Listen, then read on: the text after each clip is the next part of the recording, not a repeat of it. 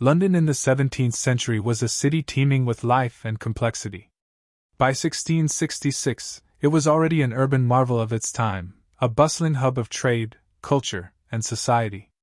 But beneath the surface of its prosperity lay a precarious foundation. Its medieval streets were narrow and winding, flanked by timber-framed buildings packed so tightly together that sunlight barely touched the ground. Most structures were made of wood, hastily constructed and aging poorly, with overhanging upper floors that loomed over the streets like shadows of impending doom. The city's infrastructure was a patchwork, reflective of centuries of expansion without central planning. Streets were littered with refuse, a consequence of inadequate sanitation. The River Thames, vital for trade and transport, was also the city's sewer, a lifeline and a hazard. London was vibrant but vulnerable, a metropolis primed for catastrophe. In the days leading up to the fire, the summer of 1666 had been particularly dry. For months, little rain had fallen, leaving the city's wooden structures as brittle as kindling. Fire was a constant concern in London, but its residents had grown accustomed to the danger. Small blazes were a regular occurrence, quickly extinguished by neighbors armed with buckets of water or sand. Firefighting was more a communal effort than a coordinated service, and the tools available were rudimentary at best. At the heart of London's vulnerability lay its dependence on trade and commerce. Markets bustled with activity, and warehouses brimmed with goods, many of them highly flammable. Tar, pitch, hemp, and timber were stored in alarming quantities, often in proximity to homes and businesses. The city's bakeries, blacksmiths, and forges operated without strict regulation, their open flames and sparks posing a daily threat. Yet life went on, with little thought given to the potential for widespread calamity. The evening of Saturday, September 1, 1666, was unremarkable. The city settled into its nightly rhythms, with shopkeepers locking their doors and families retreating to their homes. In the district of Pudding Lane, a baker named Thomas Farriner and his family prepared for bed. Farriner's bakery was typical of its kind, a bustling enterprise that relied on a wood-burning oven to bake the bread that fed the city's residents. The oven, as always, had been stoked that day, its embers glowing faintly as the family drifted off to sleep. What Farriner and the rest of London did not know was that they were standing on the brink of one of the most catastrophic events in the city's history. The ingredients for disaster were all present: a dry summer, a city of timber, and the ever-present risk of human error. As night deepened, London's vulnerability lay hidden in the shadows, waiting for a spark. The conditions that set the stage for the Great Fire of London were not solely environmental. They were also social and political. The city was recovering from the ravages of the plague, which had decimated its population the year before. Fear and suspicion lingered in the air, with rumors and superstitions shaping public sentiment. The social fabric of London was tense, stretched thin by the pressures of disease, economic inequality, and political unrest. In this environment, fire was not merely a physical threat, but a symbol of divine wrath or human malevolence. Many Londoners believed that disasters were punishments from God, a reflection of the city's sins. Others feared that fires might be the work of foreign agents or domestic saboteurs. In a city as cosmopolitan as London, such fears were not uncommon. The population was a mix of native-born Englishmen and immigrants, and tensions between different groups often flared. As the hours of that fateful night ticked by, the city remained unaware of the events about to unfold. The embers in Thomas Farriner's oven glowed faintly, a small, unremarkable light in the darkness. Outside, the streets of Pudding Lane were quiet, their silence broken only by the occasional sound of a cart or the murmur of distant voices. London was a city alive with potential but shadowed by risk. Its growth and prosperity had come at the cost of safety, its vibrant trade and industry masking the fragility of its foundations. It was a city built to thrive but not to endure, a place where ambition and neglect coexisted. And so, as Saturday gave way to Sunday, the stage was set. The conditions that had built London into one of the great cities of the world were the same conditions that would soon threaten to destroy it. In the hours before the fire, London was a city on the edge, its beauty and brilliance balanced precariously against its flaws and failings. As the clock struck midnight and a new day began, the first faint traces of smoke began to rise from the bakery on Pudding Lane. It was a subtle sign, easily missed in the stillness of the night. But in that moment, the fragile balance of London tipped. The great fire was about to begin, and the city would never be the same again. The residents of London, secure in their homes, were blissfully unaware of the disaster brewing in their midst. Yet the fire, once sparked, would not be contained. It would grow, fed by the dry wood and flammable materials that filled the city. It would leap from building to building, street to street, until it consumed vast swaths of the metropolis. In the hours before dawn, as London slept, the seeds of its destruction were sown. The fire that would devastate the city was small, almost insignificant in its origin. But in the conditions of 1666, it was enough. The Great Fire of London was more than a disaster. It was a turning point, a moment that would reshape the city and its people. It began here, in the quiet of a September night, with a spark that would ignite not only buildings but also the imaginations of those who would rebuild the city from the ashes. As the clock struck just past midnight, London lay cloaked in the stillness of early Sunday morning. The city, bathed in the cool glow of the waning moon, rested beneath a canopy of stars. In the heart of Pudding Lane, the first tendrils of smoke began to snake their way from the bakery of Thomas Verner. It was a thin, pale plume, barely noticeable against the darkened sky. Yet, in that delicate wisp lay the seeds of destruction that would engulf an entire city. Inside the Verner household, the warmth of the oven had given way to a more sinister heat. Embers left smoldering too long had rekindled into small, hungry flames. These flames licked at the dry timbers of the bakery, consuming them with a quiet ferocity. What began as a harmless glow now flickered with a life of its own, creeping insidiously along the walls and feeding on the dry, resinous wood. The Verner family, still tucked into their beds, remained oblivious to the danger. For a time, the fire grew unnoticed, its orange light dancing silently in the dark. Outside, the streets of Pudding Lane were quiet, save for the occasional bark of a dog or the faint rustling of leaves in the breeze. It was a moment of deceptive calm, the final breaths of a city before it awoke to chaos. Within minutes, the fire had found new fuel. It leapt to sacks of flour and barrels of kindling stored within the bakery, igniting with a ferocious crackle. The dry goods burned hot and fast, sending up a plume of thick black smoke. The flames roared higher, now licking at the exposed beams and ceiling.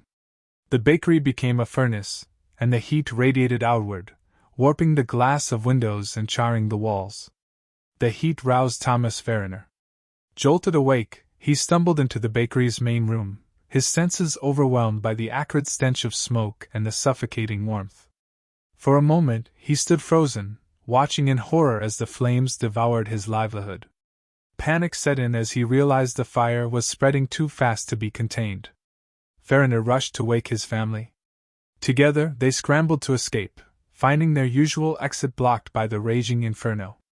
The air was thick with smoke, making every breath a struggle. Thinking quickly, they clambered to an upper window and leapt across a narrow alley to a neighbor's roof. Behind them, the bakery was consumed entirely, collapsing inward as the fire claimed it. The flames, however, were far from contained. Fanned by the gentle breeze of the early morning, they began their relentless march outward. Pudding Lane, with its densely packed wooden structures and tightly knit rooftops, offered little resistance. The fire leapt from one building to the next, each structure becoming kindling for the inferno. As the fire spread, it began to awaken the city. Residents were roused by the smell of smoke or the eerie orange glow that seeped through their windows. The cries of alarm began quietly but quickly grew in volume as more people realized the danger. "Fire!" they shouted, their voices echoing through the narrow streets. Men and women hurried into the alleys, clutching buckets, blankets, and whatever they could find to douse the flames. But the fire was no ordinary blaze. The long, dry summer had left the city's timbers brittle and thirsty for ignition. Even the stone walls of some buildings, though outwardly fireproof, conducted the heat, causing wooden interiors to combust from within. Sparks and embers danced in the air, carried by the wind to rooftops and distant awnings. In those early hours, the city's firefighting efforts were both desperate and chaotic. Neighbors formed human chains, passing buckets of water from the Thames or nearby wells to throw onto the flames. Others used hooks and axes to tear down buildings in the fire's path, hoping to create breaks that would stop its spread. Yet, their efforts were often in vain. The fire advanced too quickly, devouring the city's fabric with an almost sentient hunger. By dawn, the fire had consumed much of Pudding Lane and was advancing toward Fish Street Hill. The narrow streets and overhanging buildings acted as conduits, funneling the flames toward the heart of the city. Residents fled in every direction, many clutching their most precious belongings. Some carried bundles of clothes and family heirlooms. Others led livestock through the streets, their panicked bleats mingling with the shouts of humans. Church bells began to ring, not in celebration but as an alarm. The clanging echoed across the city, a sound of urgency and despair. From their windows, the wealthier citizens of London watched the growing inferno with a mixture of horror and disbelief. Few could imagine that the fire would continue to spread, engulfing entire neighborhoods. The Lord Mayor, Sir Thomas Bloodworth, was soon roused from his slumber and informed of the growing crisis. Reluctantly, he made his way to the scene, where he was greeted by a panorama of destruction. Flames climbed high into the sky, their light casting eerie shadows over the city. Smoke billowed thick and black, obscuring the rising sun. Faced with the magnitude of the disaster, Bloodworth hesitated. He had the authority to order the demolition of buildings in the fire's path, but such a decision was fraught with difficulty. Property owners often resisted such measures, fearing the loss of their homes and businesses. Bloodworth's indecision in those crucial hours allowed the fire to gain an even greater foothold. As the morning wore on, the fire showed no signs of slowing. It had spread beyond Pudding Lane, reaching the warehouses along the riverfront. These were filled with goods, cloth, spices, oil, and other flammable materials that burned fiercely, creating explosions of light and heat. The Thames, usually a source of life and commerce, now reflected the fiery destruction consuming its shores. Londoners scrambled to save what they could. Carts laden with furniture, paintings, and valuables clogged the streets as residents sought to flee the advancing inferno. The cries of the displaced mingled with the roar of the flames, creating a cacophony of chaos. Amidst the panic, there were acts of heroism, as neighbors risked their lives to help one another escape. By midday, it was clear that the fire was no longer a localized disaster. It was a citywide catastrophe, a force of nature that seemed unstoppable. The Great Fire of London had awakened, and its destructive path had only just begun. The firestorm, now fully awakened, roared with unrestrained fury. By midday on that fateful Sunday, the inferno had grown into an all-consuming leviathan. Its flames leapt and danced like living entities, reaching higher into the sky with every passing moment. Thick, black smoke billowed upward in an unbroken column, blotting out the sun and casting a grim pall over the city. Londoners, both rich and poor, could only look on in despair as their world was devoured before their eyes. The streets of London were scenes of pandemonium. Residents scrambled in every direction, their faces streaked with soot and etched with terror. Some clutched bundles of hastily gathered belongings. Others pulled carts laden with goods through the narrow, winding alleys. The cries of the displaced filled the air, mothers calling for lost children, merchants shouting warnings about their burning wares, and the ceaseless, anguished screams of those who had nowhere left to flee. The air itself was suffocating, thick with the acrid stench of burning wood, oil, and fabric. Embers swirled through the streets, carried on gusts of wind that seemed almost malicious in their intent. These fiery seeds alighted on rooftops and awnings, igniting new blazes faster than they could be extinguished. Each spark heralded the destruction of another home, another business, another part of the city. The River Thames, the lifeblood of London, now served as a stark counterpoint to the devastation. Its surface reflected the fiery inferno consuming its banks, a molten orange ribbon cutting through the chaos. Normally bustling with activity, the river was now choked with boats overloaded with desperate evacuees. Fishermen, merchants, and sailors alike had transformed their vessels into makeshift lifeboats, ferrying people and possessions away from the flames. Despite the efforts of these boatmen, the river provided no true sanctuary. The fire had already spread to the warehouses and wharves that lined the Thames, consuming barrels of pitch and oil stored there. Explosions erupted along the waterfront, sending showers of sparks and debris into the air. The river's normally placid surface was churned by waves of heat and the frantic movements of the fleeing. Throughout the city, the bells of churches tolled incessantly, their mournful clangs sounding a futile alarm. Many of these churches, built of timber and wattle, stood no chance against the advancing flames. St. Margaret's Church, not far from the epicenter of the fire, was one of the first to succumb. Its steeple, a proud landmark of the neighborhood, collapsed in a spectacular shower of sparks, leaving only a charred skeleton in its place. The fire's relentless advance was driven by the conditions of the city itself. London, a labyrinth of narrow streets and densely packed buildings, was a tinderbox waiting to ignite. The overhanging upper stories of houses, a feature designed to maximize living space, acted as conduits for the fire, allowing it to leap from one side of the street to the other with ease.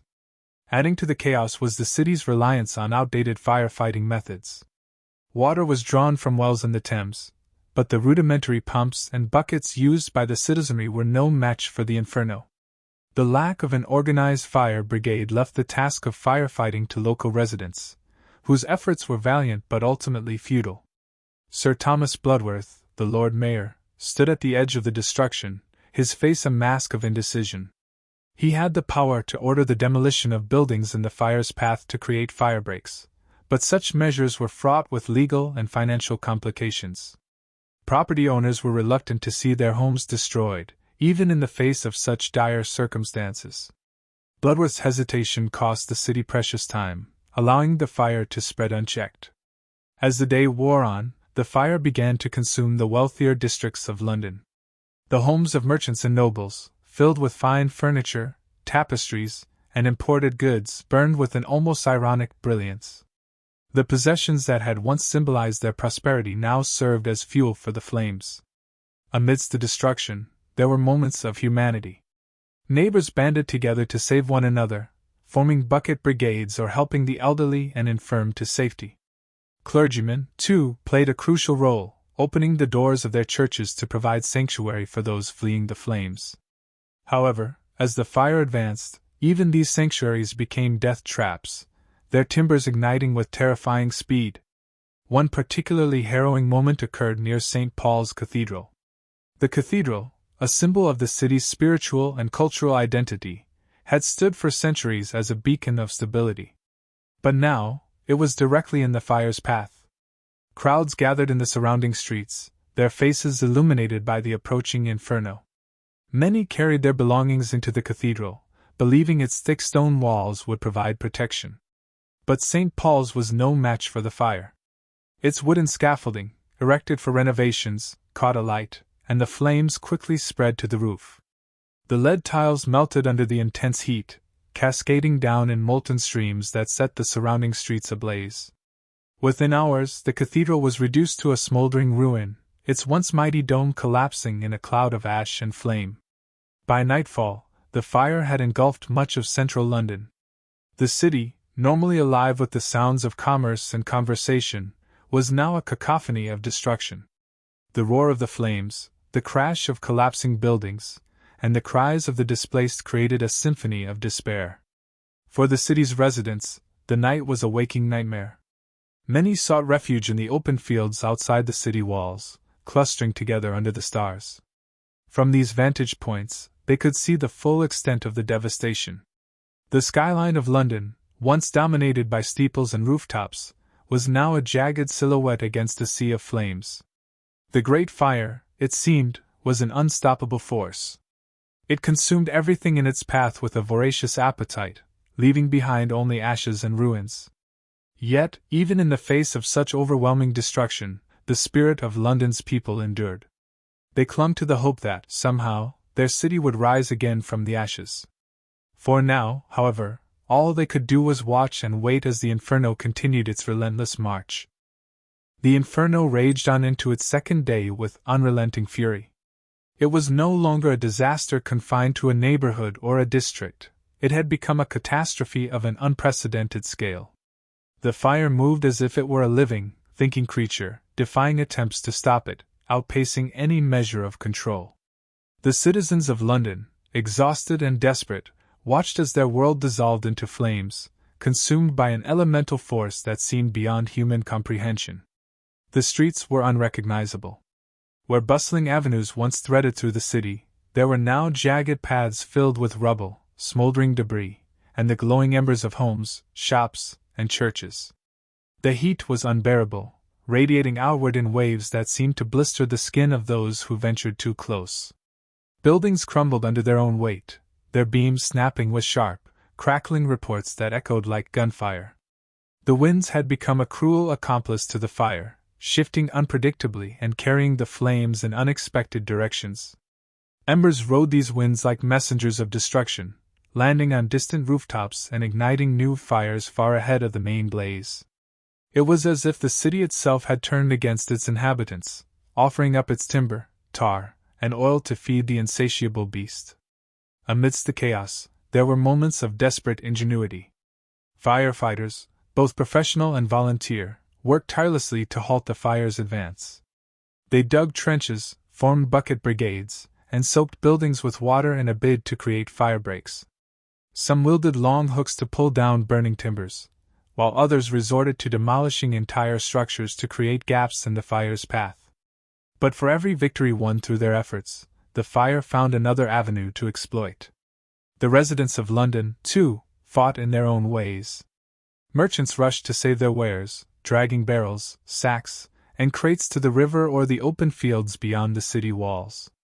Families worked together to salvage what little they could, bundling clothing, heirlooms, and food into hastily constructed carts. But for many, the realization came too late. There was nothing left to save. Their homes had been reduced to ash, their possessions turned to cinders. In the wealthier districts, the fire had begun to claim grander prizes. The mansions of the elite, their walls adorned with fine tapestries and their cellars stocked with wine and ale, became the fire's feast. The once pristine streets of Cheapside, adorned with goldsmiths' shops and luxurious markets, were now a charred wasteland. Gold and silver melted in the heat, pooling into formless lumps that offered a bitter mockery of their former value. Amidst the destruction, St. Bartholomew's Hospital stood as a symbol of hope. The hospital, a haven for the sick and destitute, became a gathering point for those in need of aid. Physicians, monks, and volunteers worked tirelessly to treat burns, provide shelter, and distribute food and water. But even this sanctuary was not safe from the fire's reach. By nightfall, the flames had encroached upon its grounds, forcing the evacuation of patients and staff alike. The Tower of London, a fortress that had stood as a bastion of power and history for centuries, faced its own peril. Situated near the river, the tower's stone walls offered some protection from the fire's advance, but its wooden outbuildings and stores of gunpowder posed a grave threat. Soldiers stationed there worked feverishly to dampen the flames and move munitions to safer locations. The thought of the tower exploding in a firestorm of gunpowder was enough to spur them to superhuman efforts. The plight of the clergy was equally dire. Many churches, symbols of faith and community, were reduced to ruins. Clergymen and parishioners alike scrambled to save sacred artifacts, hauling heavy reliquaries, manuscripts, and communion vessels to safety. The destruction of St. Mary le Bow was particularly poignant. Its bell, famous for its deep, resonant tone, fell from its tower with a shattering clang, marking the loss of yet another piece of London's cultural identity. The refugees from the fire gathered in makeshift camps outside the city walls. Fields that once served as grazing grounds for livestock were now filled with people huddled together under the open sky. The air was filled with the murmur of prayers, the wails of children, and the distant roar of the fire. Community leaders and clergymen moved through the crowds, offering words of comfort and organizing efforts to distribute food and water. Amidst the despair, stories of heroism began to emerge. There was the tale of the baker who, despite losing his own shop, worked tirelessly to feed the displaced. There was the merchant who used his barge to ferry dozens of families across the Thames to safety. And there were countless unnamed individuals who risked their lives to save strangers, braving the heat and the falling debris to pull people from the flames. As the sun set on the second day of the fire, the city was illuminated by an unholy glow. The flames cast an eerie light that could be seen for miles, turning the night sky into a surreal tableau of orange and red.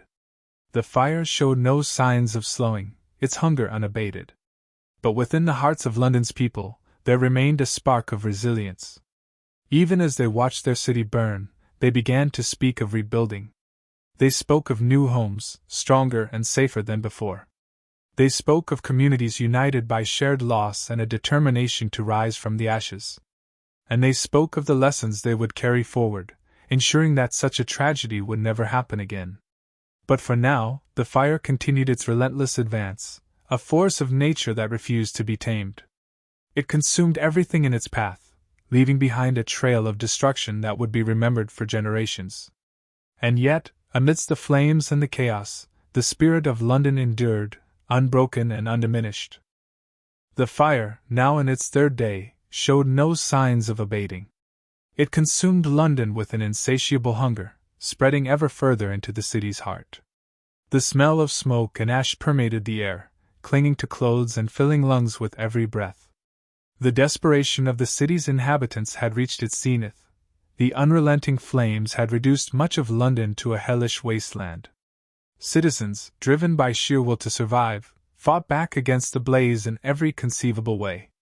Across the city, impromptu groups of laborers, merchants, and even children formed to aid in firefighting efforts. Bucket brigades lined the streets, stretching from the Thames to the heart of the city, passing water hand to hand in a relentless chain. Many used their own wells to supply the effort, though the water often proved insufficient against the immense heat. Demolition efforts became increasingly drastic. King Charles II, taking direct command, authorized the use of gunpowder to destroy rows of buildings in an effort to create firebreaks. The sound of explosions now joined the crackling roar of the flames, shaking the city and startling those who had grown numb to the chaos. Yet, even these efforts seemed futile as embers leapt over the gaps, igniting new areas with terrifying speed. The River Thames had become both a refuge and a lifeline. Hundreds of boats ferried people and belongings to safety, creating a chaotic yet vital artery of escape. Barges and skiffs, laden with goods, animals, and families, moved ceaselessly up and down the river. The water was thick with debris, charred wood, smoldering fragments of roofs, and the remains of dockside warehouses. People waded into the shallows, clutching whatever valuables they could carry, desperate to save even a fraction of their former lives. In the streets, the scene was one of utter pandemonium. Families dragged carts loaded with possessions through narrow alleys, their faces streaked with soot and tears. Animals, abandoned in the chaos, roamed freely, their cries adding to the cacophony. Beggars and paupers, who had little to lose, scavenged through the ruins, seeking anything of value amidst the ashes. The cries of children were particularly heart-wrenching. Separated from their parents in the confusion, they wandered aimlessly, calling out for their mothers and fathers. Kind strangers took some of them in, offering what comfort they could, but many were left to fend for themselves in a city that seemed to have forsaken them. Churches, once symbols of solace and sanctuary, had become battlegrounds against the fire. At St. Paul's Cathedral, a monumental effort was underway to save the iconic structure. Its stone walls, thought to be impervious to fire, had given hope that it might withstand the flames. Clergy and citizens worked side by side, hauling water and removing flammable materials from within. But their hopes were dashed when the lead roof, heated to its melting point, collapsed in a torrent of molten metal. The inferno engulfed the cathedral's interior, reducing centuries of history to ash. Manuscripts, relics, and priceless artworks were lost, their destruction symbolic of the wider cultural and spiritual loss the fire inflicted upon London. The wealthy, who had initially sought refuge in their grand estates, now found themselves fleeing alongside the poor. Nobles and merchants abandoned their homes, carrying jewels, silverware, and other treasures in hastily packed chests. Some hired guards to protect their possessions, though many found such measures futile against the chaos. The fire did not discriminate. It consumed the mansions of the elite as readily as the humble cottages of the working class. The Royal Exchange, a hub of commerce and trade, became another casualty of the flames. Merchants who had conducted their business there for years watched helplessly as the grand building crumbled into ruin. Contracts, records, and fortunes went up in smoke, leaving many to face an uncertain future. Despite the devastation, acts of kindness and heroism shone through the darkness. In the neighborhood of Cripplegate, a blacksmith named Thomas risked his life to save an elderly couple trapped in their home.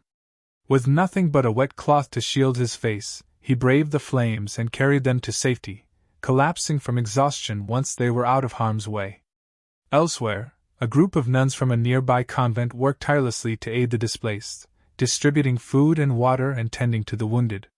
Their courage inspired those around them, reminding the people of London that even in the face of such overwhelming destruction, humanity could still prevail. As night fell, the city took on an otherworldly appearance. The glow of the fire illuminated the smoke-filled sky, casting long shadows across the ruins. The air was heavy with ash, and the streets were eerily silent, save for the crackling of flames and the occasional cries of those still searching for loved ones. The fire had become more than a physical force. It was a psychological tormentor, wearing down the spirits of all who witnessed its destruction. Yet, even in the midst of despair, there was a growing determination among the people of London. They spoke of rebuilding, of rising from the ashes stronger than before. The fire might consume their homes, their churches, and their marketplaces, but it could not extinguish their resilience. In the distance, the Tower of London still stood, its thick stone walls offering a glimmer of hope. The soldiers stationed there worked tirelessly to ensure the fire did not reach its stores of gunpowder, knowing that such a disaster would spell the end for what remained of the city. Their efforts, though grueling, gave the people of London something to cling to, a reminder that not everything was lost. As the fire continued its relentless march, it became clear that London's survival would depend not just on the efforts of its people but on the lessons they would take from this tragedy. The city's timber-frame buildings, narrow streets, and lack of organized firefighting had all contributed to the disaster. Change was inevitable, but for now, survival was the only priority. The fire showed no mercy, consuming all in its path. But the spirit of London's people endured, undaunted by the flames. They were determined to fight, to save what they could, and to rise again from the ashes of their beloved city. The fire that had ravaged London for days began to wane, its strength finally broken by the combined efforts of exhausted citizens, a change in the wind, and sheer happenstance. The devastation left behind was almost beyond comprehension. The city, once a bustling hub of commerce, culture, and community, now lay in smoldering ruins. Yet, amidst the ash and ruin, the spirit of Londoners remained unbroken. The morning after the fire's last great surge was one of eerie silence. Smoke still rose in curling tendrils from the blackened remains of what were once homes, churches, and marketplaces. The streets, once filled with the hum of daily life, were now littered with debris, charred wood, collapsed walls, and the skeletal remains of carts and furniture. The River Thames, which had served as both a lifeline and a barrier against the flames, mirrored the grey sky above, its surface marred by drifting ashes and the remnants of hastily abandoned boats. Families began to return to the sites of their homes, their faces etched with grief and disbelief. Some sifted through the rubble, hoping to find even a fragment of their former lives, a piece of jewelry, an unburnt book, or a family heirloom. Others stood motionless, staring at the devastation, their minds unable to fully process the magnitude of their loss. The churches, symbols of faith and community, had not been spared. St. Paul's Cathedral, once a towering testament to architectural and spiritual grandeur, was now a ruin. Its walls, once white and proud, were blackened with soot. The great dome had collapsed inward, its lead roof melted and poured like a river of fire into the heart of the sanctuary. The loss was felt deeply by all, for St. Paul's had been more than just a church, it had been a beacon of unity and strength. Clergymen moved through the streets, offering solace to the grieving and guidance to the lost. Some organized makeshift services in the open air, their voices carrying prayers of hope and resilience. Others coordinated relief efforts, distributing what little food and water remained and ensuring that the most vulnerable were cared for. In the fields beyond the city walls, where thousands had taken refuge, the atmosphere was one of grim determination. Makeshift shelters constructed from salvaged wood and fabric dotted the landscape, forming a patchwork city of the displaced. Despite the hardship, the people began to organize themselves. Leaders emerged, both formal and informal, to distribute supplies, maintain order, and plan for the future. The king himself, Charles II, took an active role in the recovery efforts. He visited the camps, speaking with the displaced and offering assurances that help was on the way. His presence, though a symbol of hope for some, also reminded many of the failures that had allowed the fire to spread unchecked. The need for change was evident, and the seeds of reform began to take root even as the ashes cooled. Merchants and tradesmen, whose livelihoods had been reduced to rubble, gathered in small groups to discuss their next steps. Plans for rebuilding emerged, and ideas for a new, safer London began to take shape. The lessons of the fire were clear. Narrow streets and timber-framed buildings had created a tinderbox, and a lack of organized firefighting had turned a disaster into a catastrophe. Engineers and architects began to sketch out designs for a new city, one with wider streets, brick and stone buildings, and a centralized fire brigade. Christopher Wren, a name already known in architectural circles, proposed an ambitious vision for London's resurrection, a city reborn, both practical and beautiful. Amidst the planning and rebuilding, stories of heroism and sacrifice continued to surface. The tale of a young boy who had guided a group of refugees through the burning streets to the safety of the river became a source of inspiration. The blacksmith who had saved the elderly couple, the nuns who had tended to the injured, and the countless others who had risked their lives to help their neighbors were celebrated as symbols of the indomitable human spirit. Even as the people of London grappled with their losses, they began to find ways to honor those who had perished. Memorials were erected in the camps, simple markers of wood and stone bearing the names of the lost. Clergymen held vigils, their prayers mingling with the soft murmur of the Thames. The fire had also brought about an unlikely sense of unity. The divisions of class and status, so rigid in daily life, had been blurred by the shared experience of survival. Nobles and commoners alike had fought the flames, shared food and shelter, and worked together to save what they could. Though the city's structures had been destroyed, its social fabric had been strengthened. As days turned into weeks, the first signs of rebuilding began to appear. Workers cleared the rubble, piling it into carts and hauling it away. New foundations were laid, constructed from brick and stone rather than wood. The sounds of hammers and saws began to fill the air, mingling with the cries of merchants hawking their goods in hastily assembled markets. The Great Fire of London had been a tragedy of immense proportions, but it had also sparked a transformation. The city that rose from the ashes would be stronger, safer, and more resilient. Its people, tested by fire, had proven their capacity for courage, compassion, and determination. In the years to come, the fire would be remembered not only for its destruction but for the lessons it taught and the spirit it revealed. The flames had consumed the city, but they had not extinguished its soul. London would endure, rebuilt and renewed, a testament to the strength of its people and their unwavering resolve to face any challenge. As the smoke began to dissipate, and the immediate chaos of the fire gave way to a heavy silence, the leaders of London faced a monumental question: how to rebuild a city reduced to cinders. The task was not merely one of reconstruction, it was a chance to reimagine what London could become. Amidst the ruins, the seeds of a grand vision began to take shape. The king's advisors, architects, and civic leaders convened in emergency sessions. At the forefront of these meetings was Christopher Wren, an ambitious architect with a passion for blending form and function. His reputation had already begun to rise before the fire, but this catastrophe offered him a canvas unlike any other, a city that could be designed not only for beauty but for resilience. Wren's initial proposals were bold. He envisioned a city of sweeping boulevards, open squares, and monumental buildings constructed from fireproof materials such as brick and stone. He spoke of a London that would rival the great cities of Europe, with architecture that combined practicality and grandeur.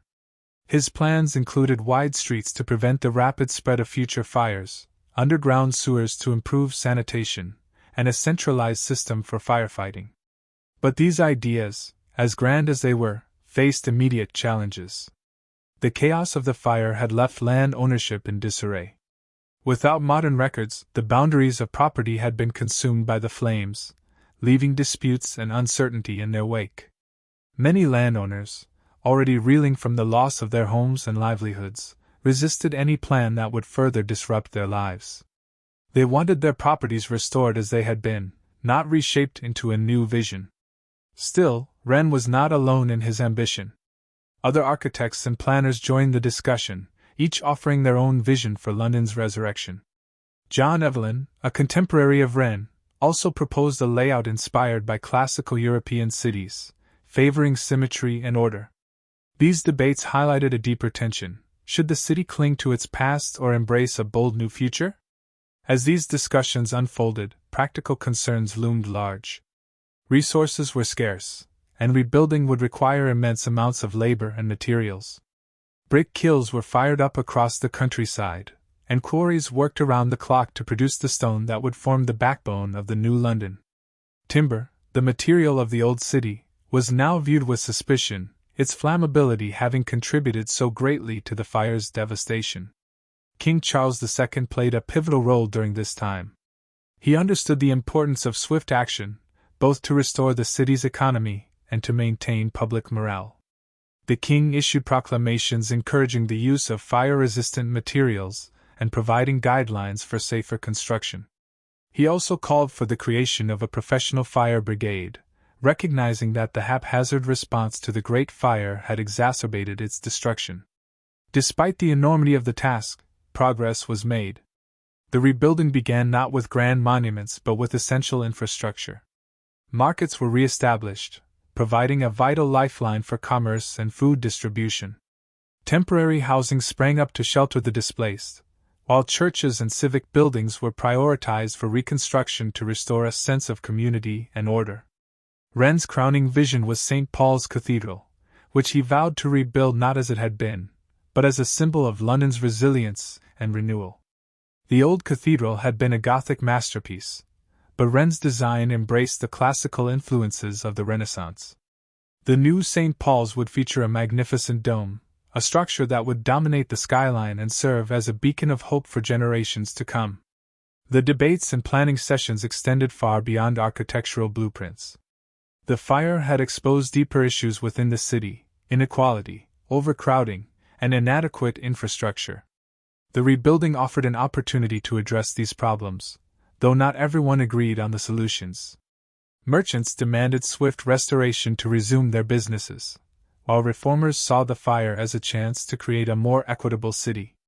The spirit of innovation was not confined to the elite. Ordinary citizens, too, contributed to the rebuilding effort with remarkable ingenuity. Craftsmen adapted their skills to new materials, while laborers worked tirelessly to clear rubble and lay foundations. Women, often overlooked in the official records, played vital roles in maintaining families and communities during this time of upheaval. The people of London, though battered, began to adapt to their new reality. They found ways to celebrate small victories, such as the opening of a new market stall or the completion of a stone facade. Street musicians played tunes to lift spirits, and public gatherings became moments of shared hope rather than despair. The memory of the fire also served as a warning.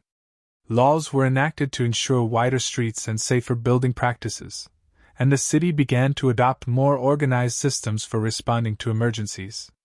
The new London would not only rise from the ashes but would be prepared to withstand future challenges. Through all of this, one truth became evident: the city was more than its buildings. It was its people, their resilience, their creativity, and their determination to move forward. The fire had tested them in unimaginable ways, but it had also revealed their strength. The new London, whatever shape it took, would be a testament to their courage and vision. As the plans for reconstruction continued to take form, the city began to buzz with the sounds of renewal. Hammers rang out where silence had once reigned, and the scent of fresh mortar mingled with the lingering smell of smoke. The Great Fire of London had reduced the city to ruins, but from those ruins, a new London was beginning to emerge, one that would not only endure but thrive. London, though scarred by fire, was alive with an indomitable spirit. Its people, from laborers to aristocrats, had turned to the daunting task of rebuilding with an energy that defied despair. The ashes of the Great Fire served not as a marker of defeat but as fertile ground for reinvention. Across the city, plans took shape, bricks were laid, and the first signs of a reborn metropolis began to emerge. The streets, once narrow, twisting paths, were being widened as part of a deliberate effort to create a safer and more navigable city. Crews of men toiled day and night, clearing debris and carting it away to the Thames, where much of it would be discarded. The clatter of wooden wheels on cobblestones and the rhythmic pounding of hammers echoed through the air, mingling with the murmur of determined voices. The reconstruction of St. Paul's Cathedral became a symbol of this new beginning. Christopher Wren, now the undisputed leader of the city's architectural revival, had already begun laying out his grand vision. The old cathedral's Gothic spires had fallen, but in their place would rise a magnificent dome, a design inspired by the Italian Renaissance yet uniquely suited to London's character. Wren's plans stirred debate, but they also inspired hope. The dome would serve as a visible emblem of the city's resilience, a statement that London would rise higher and stronger than ever before. Around St. Paul's, the rebuilding of the city radiated outward. Churches were prioritized, their reconstruction seen as vital to restoring the spiritual and communal fabric of London. Many smaller churches, too, were rebuilt under Wren's guidance, their designs marked by simplicity and elegance. Each became a place of solace and reflection, where parishioners could gather to mourn what was lost and celebrate what was being restored. Markets also began to return. The old stalls and shambles had been consumed by fire, but merchants were determined to re-establish their livelihoods. Temporary structures of brick and timber emerged, forming the heart of commerce in a city eager to regain its economic strength. The reopening of Cheapside, London's central market street, marked a significant milestone. There, traders sold everything from bread to fine fabrics, their shouts a familiar melody in a city yearning for normalcy. For the displaced, life remained hard, but there were glimmers of stability. The makeshift camps outside the city began to empty as people returned to rebuilt homes or found shelter in new tenements. Charitable organizations and religious groups provided aid, ensuring that even the poorest had access to food and basic necessities. The bonds formed during the crisis, across class lines and social divides, persisted, creating a rare sense of unity in an often fragmented society. The legal and logistical challenges of rebuilding continued to loom large. The fire had obliterated property boundaries, and disputes over land ownership frequently arose. Special commissions were established to adjudicate these disputes, often leaning toward solutions that favored the common good over individual desires. King Charles II's personal involvement lent weight to these decisions, and his support of Wren and other reform-minded planners ensured that progress was steady, if not always smooth. One of the most remarkable aspects of the rebuilding was the introduction of fire-resistant materials and new safety regulations. The city's leadership recognized that timber-framed buildings and thatched roofs had turned the Great Fire into an uncontrollable inferno. Now, brick and stone became the standard, and buildings were designed with wider spacing to prevent the rapid spread of flames. These changes were not just practical, they signaled a new era of thoughtful urban planning. Firefighting, too, underwent a transformation. The chaos of the fire had exposed the inadequacy of London's response systems. In its aftermath, the city took steps to establish a formalized fire brigade. New water mains were installed, and innovations in firefighting equipment, such as improved fire hooks and portable pumps, were introduced. Training programs ensured that firefighters were better prepared for future emergencies. As the months turned into years, the scars of the Great Fire began to fade, replaced by the structures of a new London. The city's transformation was not merely physical, it was also cultural. Artists and writers chronicled the fire and its aftermath, capturing the resilience of the people and the lessons learned from tragedy. Samuel Pepys, whose diary provided an intimate account of the disaster, became one of the era's most celebrated figures. His words preserved the memory of the fire and its impact, ensuring that future generations would not forget. The spirit of innovation that defined the rebuilding extended to all facets of life. Schools were reopened and expanded, ensuring that education remained a priority even in the midst of reconstruction. Public health measures, inspired by the lessons of the plague and the fire, began to take root. Clean water and sanitation systems, though rudimentary by modern standards, marked a significant improvement over the conditions that had plagued the old city. Perhaps the most enduring legacy of the Great Fire was the sense of shared identity it fostered. Londoners, regardless of their station in life, had faced the flames together. They had fought to save their city, and now they worked side by side to rebuild it. This spirit of unity, born from adversity, became a defining characteristic of the city and its people. As St. Paul's Cathedral began to rise from the ashes, its dome visible from nearly every corner of the city, it served as a beacon of hope. London had not only survived but had emerged stronger, wiser, and more beautiful. The Great Fire had been a trial by fire in every sense, but it had also been a catalyst for growth and renewal. The city that stood before the fire had been one of timber and tradition. The city that now emerged was one of stone and vision, a testament to the resilience of its people and the brilliance of its planners. London had been transformed, and its story would serve as an inspiration for generations to come. The years following the Great Fire of London saw a city reborn, not merely rebuilt but reshaped, redefined, and reimagined. The transformation went beyond bricks and mortar. It extended into the heart and soul of the city, reflecting lessons learned and aspirations for a brighter future. London had emerged from its trial by fire with scars, yes, but also with a resilience that would define it for centuries to come. The skyline of London, once dominated by the spires of medieval churches and the sprawling chaos of timber-framed homes, now gleamed with the stately lines of brick and stone. At its heart stood the rising masterpiece of St. Paul's Cathedral. Christopher Wren's vision was becoming a reality. The dome, now nearing completion, symbolized not only architectural brilliance but also a profound statement of endurance and renewal. The cathedral was surrounded by other buildings that bore Wren's signature touch. Dozens of churches, rebuilt with elegance and simplicity, dotted the cityscape. Each had been designed to serve its parishioners but also to enhance the city's beauty and resilience. The shift to fire-resistant materials, brick, stone, and tile, ensured that London's new structures would endure far longer than their predecessors. As the physical rebuilding progressed, so too did the city's infrastructure. The medieval maze of streets that had been so vulnerable to the fire's spread was replaced with wider thoroughfares, better suited for traffic and safer in the event of future disasters. These new streets not only improved navigation but also fostered a sense of order and openness. Land disputes and resistance from property owners had slowed this transformation, but in the end, practicality and necessity had prevailed. Commerce, the lifeblood of London, was also reborn. Markets that had been reduced to ashes now thrived in new and improved forms. Cheapside, the city's central marketplace, bustled with activity once again. Stalls made of sturdy materials replaced the flimsy wooden structures of the past, offering a diverse array of goods, from fresh produce to finely crafted wares. Merchants, buoyed by the city's resilience, found themselves busier than ever as London regained its place as a hub of trade and commerce.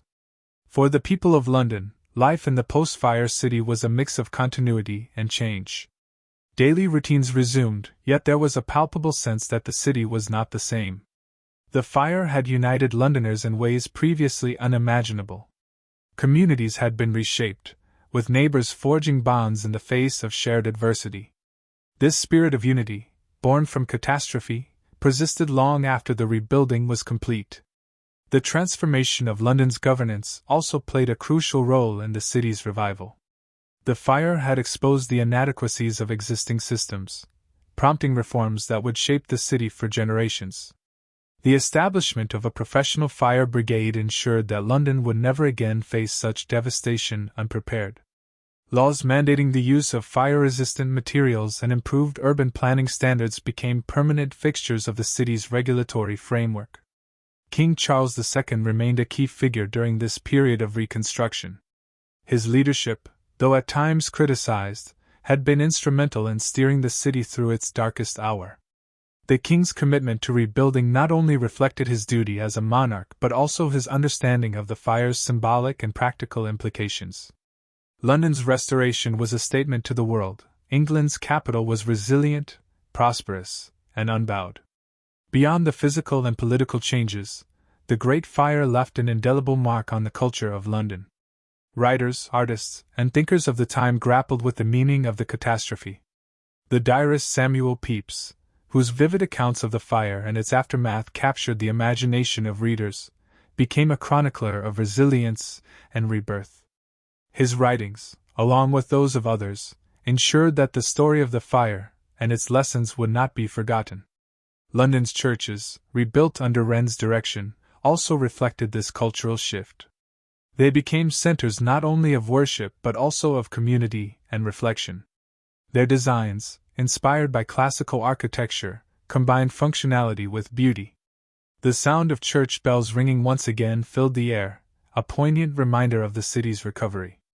The rebirth of London was not without its challenges. The rebuilding effort had placed immense strain on resources and labor, and the scars of the fire remained visible in the lives of those who had lost everything. Yet the city's leaders and citizens pushed forward, driven by the belief that London's best days still lay ahead. As the new city took shape, it became clear that the Great Fire had not merely destroyed the old London, but had paved the way for something greater. The London of brick and stone was stronger, safer, and more beautiful than ever before. It was a city that had learned from its past and embraced the possibilities of the future. The Great Fire of London would forever be remembered as a turning point in the city's history. From the ashes of tragedy had risen a metropolis transformed, a phoenix whose resilience and renewal would serve as an enduring inspiration. London, battered but unbroken, stood as a testament to the indomitable spirit of its people.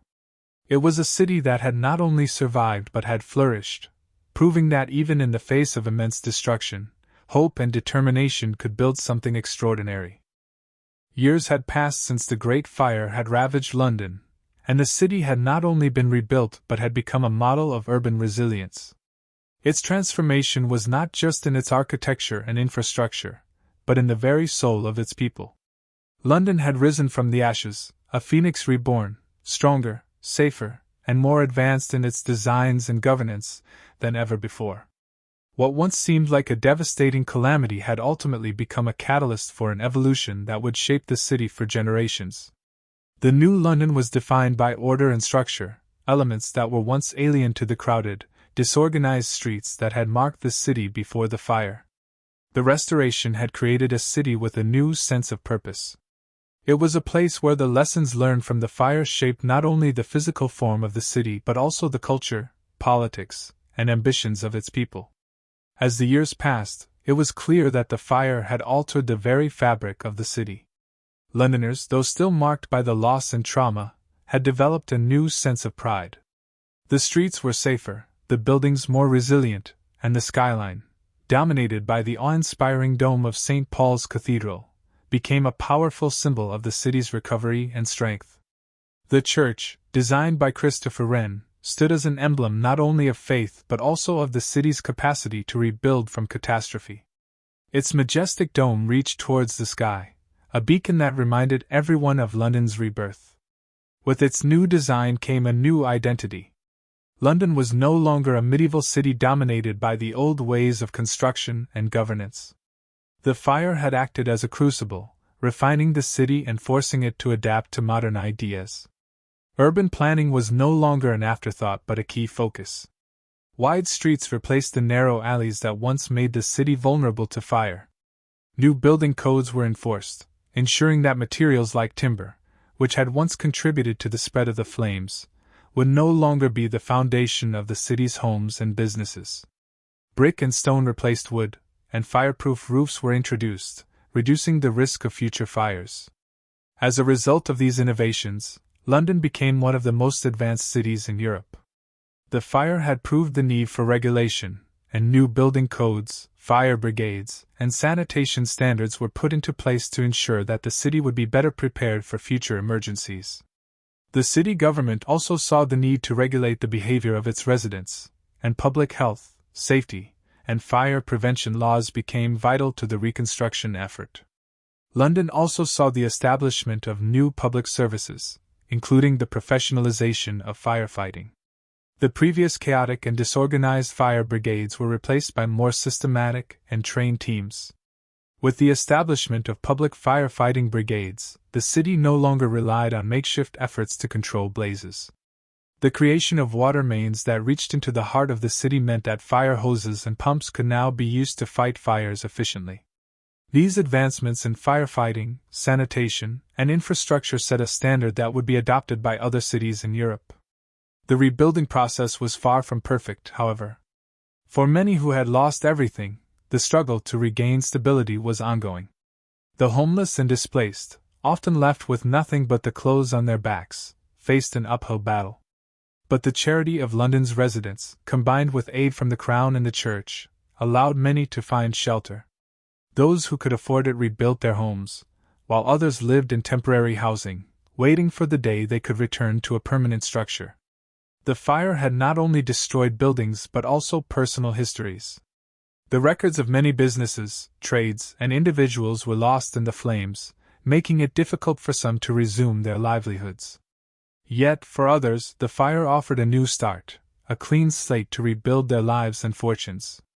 Entrepreneurs, undeterred by the loss, opened new businesses, and markets buzzed with the energy of people eager to get back to work. The city's economic heart began to beat once again as shops and guilds reopened, finding new customers and new energy in a city that was learning to rise from its past. As the years wore on, London's recovery deepened. The wealth that had once been concentrated in a few noble families was now being distributed more evenly, creating a wider middle class. Craftsmen, tradespeople, and shopkeepers thrived, and the city became a center of industry, trade, and commerce. Ships filled the docks of the Thames, bringing goods from across the globe. London, once again, had become a global trading hub. One of the most visible symbols of this new London was the completion of Wren's St. Paul's Cathedral, a project that had taken over 30 years to complete.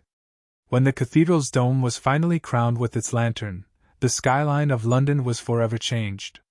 The grand cathedral became not just a place of worship but also an architectural marvel that attracted visitors from across the world. Its completion marked the city's full recovery from the fire, serving as a metaphor for how the city had rebuilt itself, through vision, persistence, and faith. The recovery from the fire did not just mark a new chapter for the city, it also left a lasting cultural impact. The lessons learned from the fire, about safety, unity, and resilience, became woven into the city's identity. Over the following centuries, London would continue to grow, prosper, and evolve, but the memory of the Great Fire, and the profound changes it wrought, would remain a central part of its legacy. In literature, the fire would be immortalized as a symbol of both destruction and renewal. Writers and poets would reflect on the event as an example of how tragedy could be overcome through determination and ingenuity.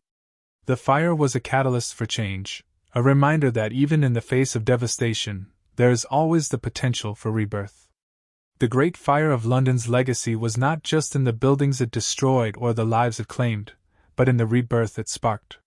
London, after the fire, was not just a city of bricks and stones. It was a city of hope, a city whose people had faced the worst and triumphed. The Great Fire had been a test, and London had passed. The city emerged from the flames not just restored, but redefined, its spirit forged anew in the crucible of disaster. As the city moved forward, its history would forever bear the mark of that fateful day in 1666. It was a day that changed everything, but it was also the day when London began to rise in a new form, a stronger, safer, and more resilient metropolis that would stand as a beacon to the world, a symbol of how even the most devastating of disasters can give birth to something greater. Years after the flames had been doused, the smoke of the Great Fire still hung in the air, not in the form of ash or soot, but in the lives of those left behind. The grand buildings that arose from the embers were not the only transformations within the city. The soul of London, too, was forever changed. Yet, despite the sweeping progress and the monuments to resilience, many residents felt that the recovery was far from complete. London was a city that had been born from the fire, but its rebirth was uneven. While the wealthy elite, the powerful merchants, and those who could afford to rebuild their estates had prospered, the common people faced challenges that were less easily overcome. The road to recovery for the working class was long and often frustrating. The rebuilding of homes had taken longer than anticipated, and many families had to make do in temporary shelters. Some had been displaced for years, moving from one place to another as they tried to re-establish themselves. The great market areas, Cheapside, Newgate, and others, once vibrant and teeming with activity, had returned to their former bustle, but with a different energy. Now, as much as they thrived with merchants eager to trade, they had also become the stage for a different type of conflict. The merchants who had survived the fire often had to fight for their share of business, while others, particularly those from the lower classes, found themselves locked out of the economic boom that had followed the fire's destruction. Many working-class Londoners had lost not only their homes but also their livelihoods. Small businesses were particularly hard hit, and some never had the chance to recover. In the poorer areas of London, where the fire had been most destructive, the effects lingered. Families who had lived in these neighborhoods for generations found themselves rebuilding from the ground up, facing financial hardship while navigating the bureaucratic hurdles of the rebuilding process. The authorities, while doing their best to manage the reconstruction efforts, were often slow to respond to the needs of the poor. There was a noticeable gap in how the city's wealthier citizens and those of lower means were treated during this recovery period. While the rich received government-backed loans to rebuild their mansions and the merchants had insurance payments to tide them over, the poor were largely left to fend for themselves. It was this disparity that caused much of the frustration within the population and, in some instances, led to unrest. Moreover, the city's infrastructure was still incomplete in some places. While the new streets of London were broader and more organized than before, the roads that were left behind had gaps, and building codes remained inconsistent. The fire had demanded new standards, but enforcement had been difficult in many areas. Disputes over land rights and zoning delayed progress, and property owners, eager to reclaim their lots, often ran into issues of ownership, inheritance, and regulations. The tangled bureaucratic processes seemed endless, leaving many feeling as though the city was still in the midst of its chaotic recovery. The fire, though physically extinguished, left behind psychological scars that could not be so easily erased. The trauma of such a widespread disaster was felt in the very air, in the darkened corners of London's churches, in the whispers of those who had lost family members, homes, and entire livelihoods. In many ways, the psychological wounds were the hardest to heal. For years, families were haunted by the memory of seeing their homes burned down in the night, of losing everything they had worked for. Survivors, especially those from the poorest areas, found themselves struggling to rebuild their lives with the emotional weight of the fire constantly reminding them of the losses they had endured. In response to these social and economic challenges, new institutions began to emerge. Charitable organizations, both secular and religious, grew in number as Londoners, in a mix of self-preservation and compassion, began to realize the magnitude of the social divide. While the wealthier members of society could rebuild, they could not ignore the glaring inequality that had grown since the fire. Wealthy citizens were donating funds to rebuild churches, schools, and hospitals. The Church of England, in particular, began to offer resources for the poor, organizing efforts to provide shelter, food, and clothing. These acts of charity, while noble, were not enough to fully address the needs of the city's most vulnerable. Meanwhile, the monarchy played a significant role in the efforts to rebuild. King Charles II had approved of Christopher Wren's designs for St. Paul's Cathedral, and the king had shown keen interest in ensuring that the city would rise from the ashes. But the rebuilding process also revealed that the monarch, despite his authority, was not omnipotent. He had little direct control over local governance, which was fragmented between various guilds, wealthy landowners, and city officials. A new, more centralized authority would need to be established to ensure that the city's recovery was not merely for the rich but for all of its citizens. Though the physical rebuilding of London had progressed, there was still a great deal of unfinished business. This unfinished work was not limited to bricks and mortar but extended to the very foundation of London's social, political, and economic order. The recovery demanded more than just the restoration of buildings. It required the restoration of faith in the city's ability to provide for all its people, regardless of class. That was the greatest challenge that London faced in the years following the fire. But despite these challenges, the spirit of London was not broken. The same resilience that had allowed it to rise from the flames carried the city through these troubled times. The rebuilding of London was not just about the city's outward appearance, but about reshaping its very core. London, though struggling, was determined to overcome. It was a city of survivors, of those who, in the face of adversity, had chosen to rebuild, not just their homes, but their lives. Over time, these efforts would pay off, and London would continue to grow, not only physically but as a more cohesive and resilient society. The rebuilding of London in the aftermath of the Great Fire was far from over. The scars of the past would always be part of the city's history. Yet, the future held promise. The Great Fire had acted as both a destruction and a cleansing, a trial that had forged a stronger, more determined city. And in the end, London would stand not only as a city of commerce and power but as a beacon of resilience, a testament to its enduring capacity to rise again, no matter how great the fire. In the wake of the devastation, a new era began to take shape in London.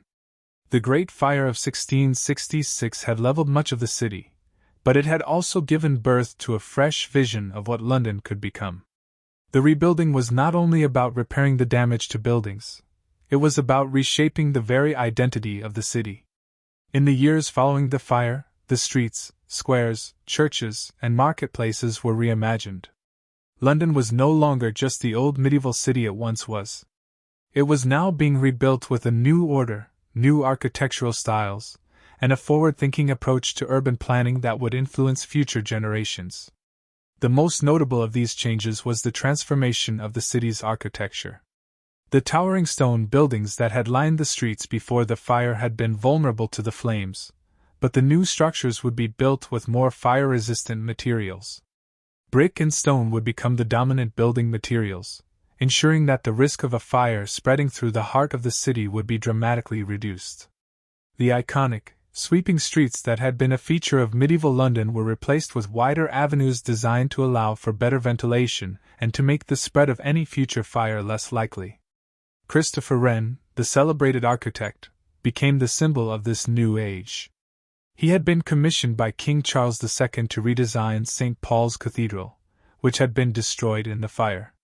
Wren's vision would go on to shape the future of London's skyline. His grand design for St. Paul's, a magnificent dome that would become the most famous in the world, was not just an architectural achievement, but a symbol of London's ability to rise again from the ashes. The cathedral, with its Baroque style and sweeping lines, became a symbol of both the religious and civic rebirth of the city. Wren's involvement extended beyond St. Paul's. He was responsible for designing 51 new churches across the city, a monumental task that would have been unthinkable without the destruction caused by the fire. These churches were not only places of worship, but also symbols of hope and regeneration for the people of London. The churches, while functional, were built with an eye toward beauty and dignity, reflecting the renewed spiritual and cultural life of the city. This period of religious rebuilding helped to restore a sense of faith and trust in the community, even as the city faced the monumental challenges of rebuilding from the ground up. The fire also led to important changes in urban planning. The narrow, winding streets of the old medieval city were reworked to create a more organized and orderly layout. The new streets were wider, allowing for better traffic flow and the easier movement of goods and people. This change would facilitate the city's growth and make it more accessible for both locals and visitors. The new streets also encouraged the development of grand squares and open spaces, which would become hubs for social interaction, trade, and culture. These spaces, such as Covent Garden and Leicester Square, would go on to become some of the most famous and recognizable areas in London. The fire also led to changes in building regulations. Prior to the fire, many buildings in London had been built haphazardly, with timber framing and tightly packed structures that made the spread of fire a near certainty. Following the fire, the government introduced new building codes that required buildings to be constructed with brick or stone.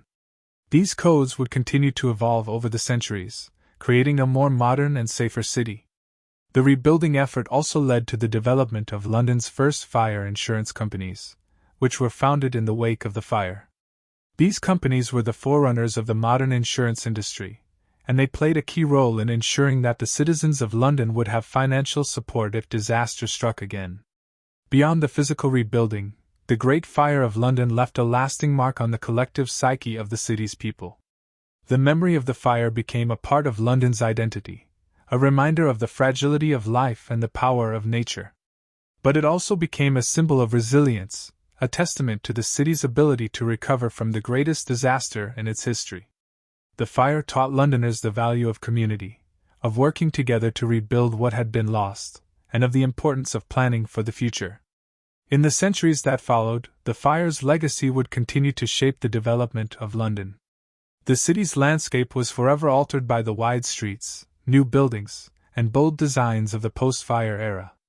The fire also influenced the development of fire safety regulations, building standards, and urban planning policies, setting the stage for the modern city we know today. The institutions created in the aftermath of the fire, such as fire insurance companies and municipal fire brigades, would play a crucial role in safeguarding London from future disasters. The Great Fire's legacy also extended to the world of art and literature. In the years following the fire, many artists, writers, and poets sought to capture the spirit of recovery and renewal that had followed the destruction. The fire became a powerful symbol in their work, representing both destruction and rebirth. In particular, the fire inspired the works of John Evelyn and Samuel Pepys, both of whom wrote detailed accounts of the fire and its aftermath. Pepys, in his famous diary, captured the horror of watching the flames consume the city, but he also documented the tireless efforts of Londoners to rebuild and restore their beloved city. Perhaps the most enduring legacy of the Great Fire of London, however, is the city's continued growth and transformation. In the aftermath of the fire, London became a symbol of resilience and renewal. The city's ability to rebuild itself after such a devastating event shaped the way Londoners viewed their city. It became a place of possibility, where even the most unimaginable disaster could be overcome. London's recovery from the fire was not immediate, nor was it easy, but it ultimately became a defining moment in the city's history, marking the beginning of a new chapter in its development. Over the years, the Great Fire has remained a powerful symbol of both destruction and hope. The City of London, with its rich history, diversity, and energy, would continue to grow and evolve, drawing strength from its past and embracing the challenges of the future. The fire, which had once seemed like an insurmountable tragedy, was ultimately a catalyst for change, forging a new London from the ashes of the old. As the city continued to flourish, it carried with it the lessons of the fire, the importance of resilience, the need for planning, and the power of community to rebuild and restore what had been lost. The Great Fire of London, in the end, was not just a disaster, it was the beginning of a new era in the history of one of the world's greatest cities.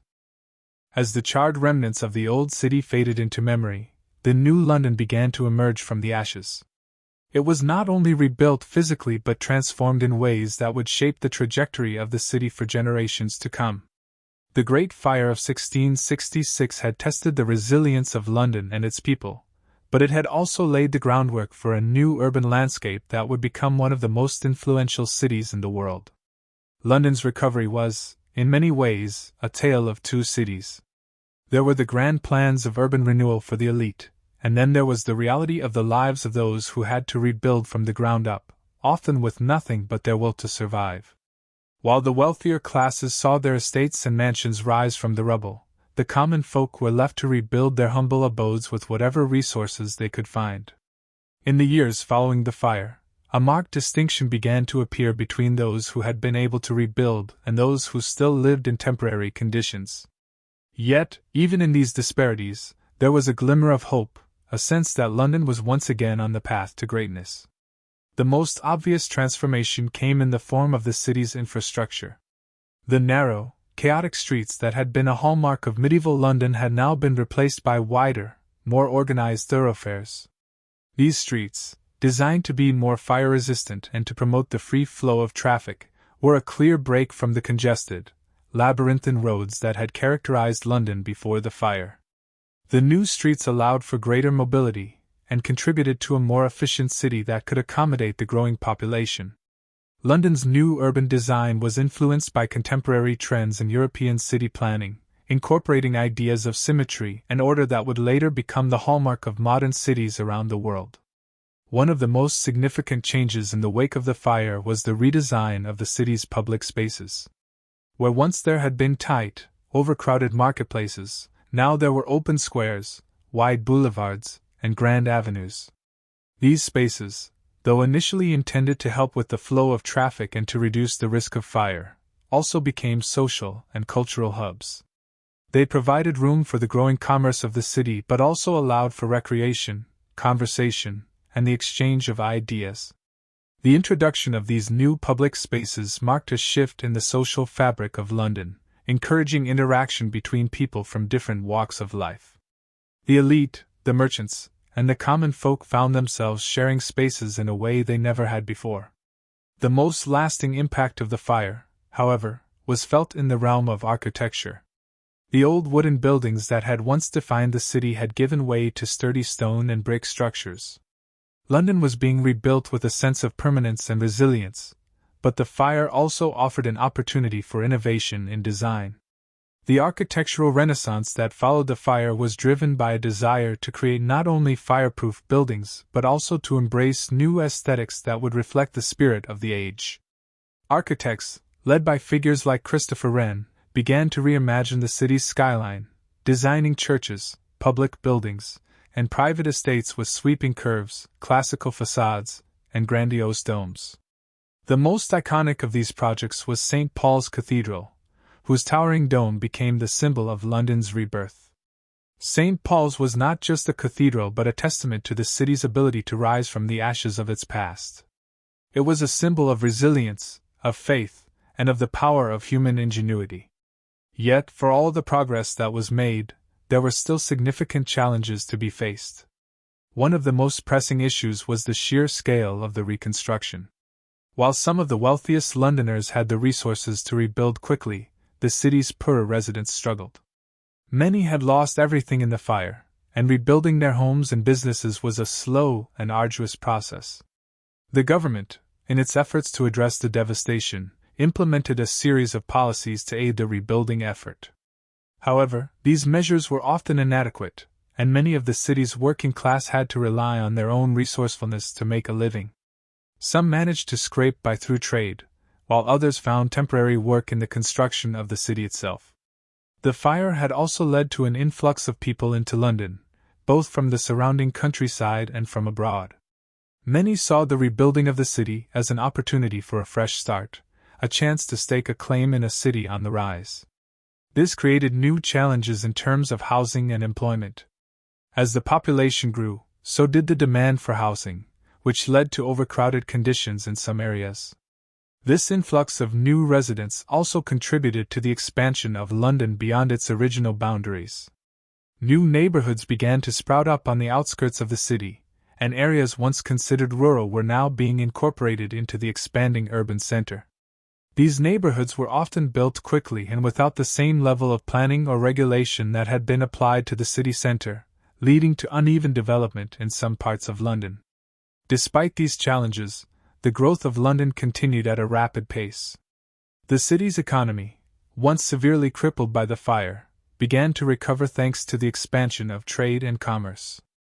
London's merchants had proven their resilience, rebuilding their businesses and capitalizing on new opportunities that arose in the wake of the fire. The city became a center for trade and finance, its docks bustling with ships from across the world. London's wealth was built on the backs of its traders, who brought in goods from the colonies, from Europe, and from beyond. This economic boom was not limited to the city's elite, it also benefited the working class, who found new jobs in the burgeoning industries of banking, insurance, and shipping. The fire had also had a profound effect on the city's cultural life. The restoration of St. Paul's Cathedral was not just a religious undertaking. It was a symbol of the city's rebirth and a center for cultural activity. London's intellectual and artistic circles flourished in the years following the fire, and the city became a beacon for writers, philosophers, and artists. This intellectual revival was symbolized by the creation of new institutions such as the Royal Society, which sought to promote scientific discovery and knowledge. London, once a medieval city, was now a center of Enlightenment thought, a place where ideas could be exchanged and new ways of thinking could flourish. Even as London grew and prospered, the legacy of the Great Fire remained a poignant reminder of the fragility of life and the impermanence of human achievement. The fire had left an indelible mark on the city's consciousness, shaping its character and its people. It had been a disaster, but it had also been an opportunity for renewal, for growth, and for reinvention. London had risen from the ashes, and in doing so, it had become something greater than it had been before. It was no longer just a city of smoke and fire. It was a city of possibility, a city of innovation, and a city that would, in time, shape the future of the world. In the years following the fire, London's rebuilding efforts would continue, but the spirit of resilience, the drive to rebuild, and the desire to emerge stronger than before would remain a core part of the city's identity. The Great Fire had been a defining moment in London's history, and the city's recovery and transformation after that moment would continue to shape its future for centuries to come. The rise of New London was not just about rebuilding from the past, but about forging a new identity, one that embraced change, opportunity, and the enduring strength of its people. The years following the Great Fire of 1666 saw London not only rebuild itself physically but also redefine its place in the world. The city's transformation was not merely about rebuilding homes and infrastructure. It was about crafting a new identity, one that reflected a changing society and an evolving world. The fire had torn through London, leaving destruction in its wake, but it also provided the fertile soil from which new ideas and innovations would sprout. The rebuilding process, with its many challenges, ultimately gave birth to a London that would become the cultural, economic, and political powerhouse that would shape the future of the world. One of the most significant legacies of the Great Fire was the transformation of London's urban planning. Before the fire, London had been a haphazard patchwork of narrow streets, wooden buildings, and ill-planned neighborhoods. The fire destroyed large swathes of the city, but in doing so, it also created an opportunity to rethink how the city was organized. The new city was designed with wider streets and better access to light and air. This new layout was not just practical, it was visionary. For the first time, London was designed with a sense of order, with the understanding that a city's architecture and infrastructure were central to its health, its economy, and its vitality. As the streets began to be rebuilt, the shift towards stone and brick structures over the previous wooden buildings marked a radical departure in the city's architectural identity. The new structures, designed to be more fire-resistant, were also more durable and, in many cases, more aesthetically pleasing. The city's skyline began to change, with grand buildings and churches replacing the low, utilitarian houses that had previously dominated the landscape. At the forefront of this architectural revolution was Christopher Wren, the renowned architect who would come to symbolize London's resurgence. Wren's most iconic contribution was the design of St. Paul's Cathedral. The cathedral, which still stands today as one of London's most recognizable landmarks, was a symbol of the city's recovery. Its grand dome, towering over the skyline, was a statement of resilience, and its design reflected the architectural ideals of the time, classical in style but innovative in its engineering. St. Paul's Cathedral became a rallying point for Londoners, a monument to their ability to overcome adversity. Wren's vision for St. Paul's was not just about building a place of worship, it was about creating a symbol of renewal and strength in the heart of London. In many ways, the cathedral embodied the spirit of the age, a symbol of London's rise from the ashes. Alongside the physical reconstruction of the city, the Great Fire also prompted a rethinking of fire safety and public health. The fire had exposed the dangers of overcrowded, poorly constructed neighborhoods, and in its aftermath, there was a growing awareness of the need for better fire prevention measures. The city implemented strict building regulations, requiring that new buildings be made from fire-resistant materials such as stone or brick. The design of the streets was also altered, with wider roads and fire breaks created to prevent future fires from spreading as quickly. These changes were not only practical but visionary, laying the groundwork for the development of modern urban planning.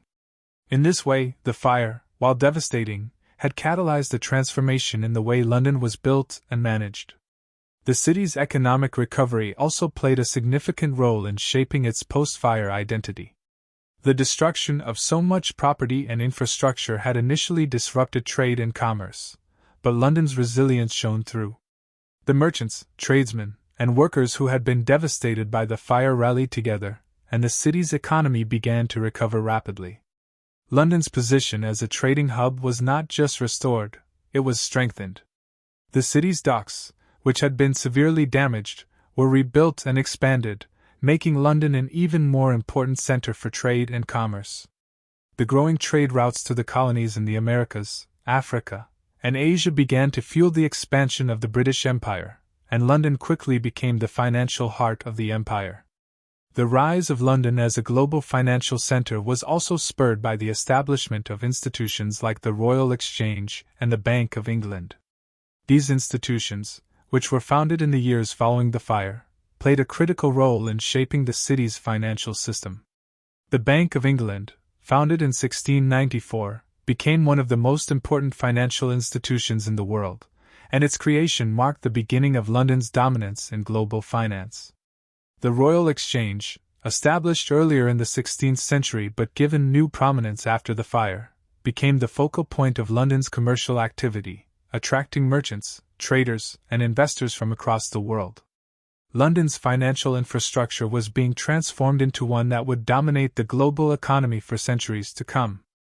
The Great Fire's legacy also extended beyond the physical and economic aspects of London's recovery. The fire had a profound effect on the social fabric of the city. The trauma of losing homes, businesses, and loved ones brought Londoners together, but it also exposed deep divisions in the city. The wealthier classes, who had the resources to rebuild quickly, saw their fortunes restored, while the poor struggled to regain what they had lost. The fire also exacerbated social tensions, particularly in the poorer neighborhoods, where the sense of abandonment by the authorities was palpable. Despite these tensions, the recovery process also fostered a sense of unity. Londoners, regardless of class, had experienced the devastation of the fire, and in the aftermath, there was a shared sense of purpose and resilience. The rebuilding process was a collective effort, and it gave rise to new forms of social cohesion. The fire's influence also extended into the realm of culture and intellectual life. In the wake of the destruction, London became a center of innovation and creativity.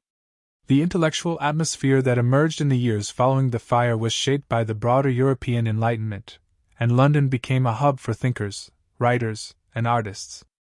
The coffeehouse culture that flourished in the late 17th century became an important part of this intellectual renaissance. Coffee houses provided spaces for the exchange of ideas, and they became places where political, philosophical, and scientific discussions could take place. Many of the great figures of the Enlightenment, including writers like John Locke and philosophers like Isaac Newton, were active participants in these discussions. London was quickly becoming not only a center of trade and commerce but also a center of intellectual and cultural activity. The Great Fire, then, was not simply a tragedy.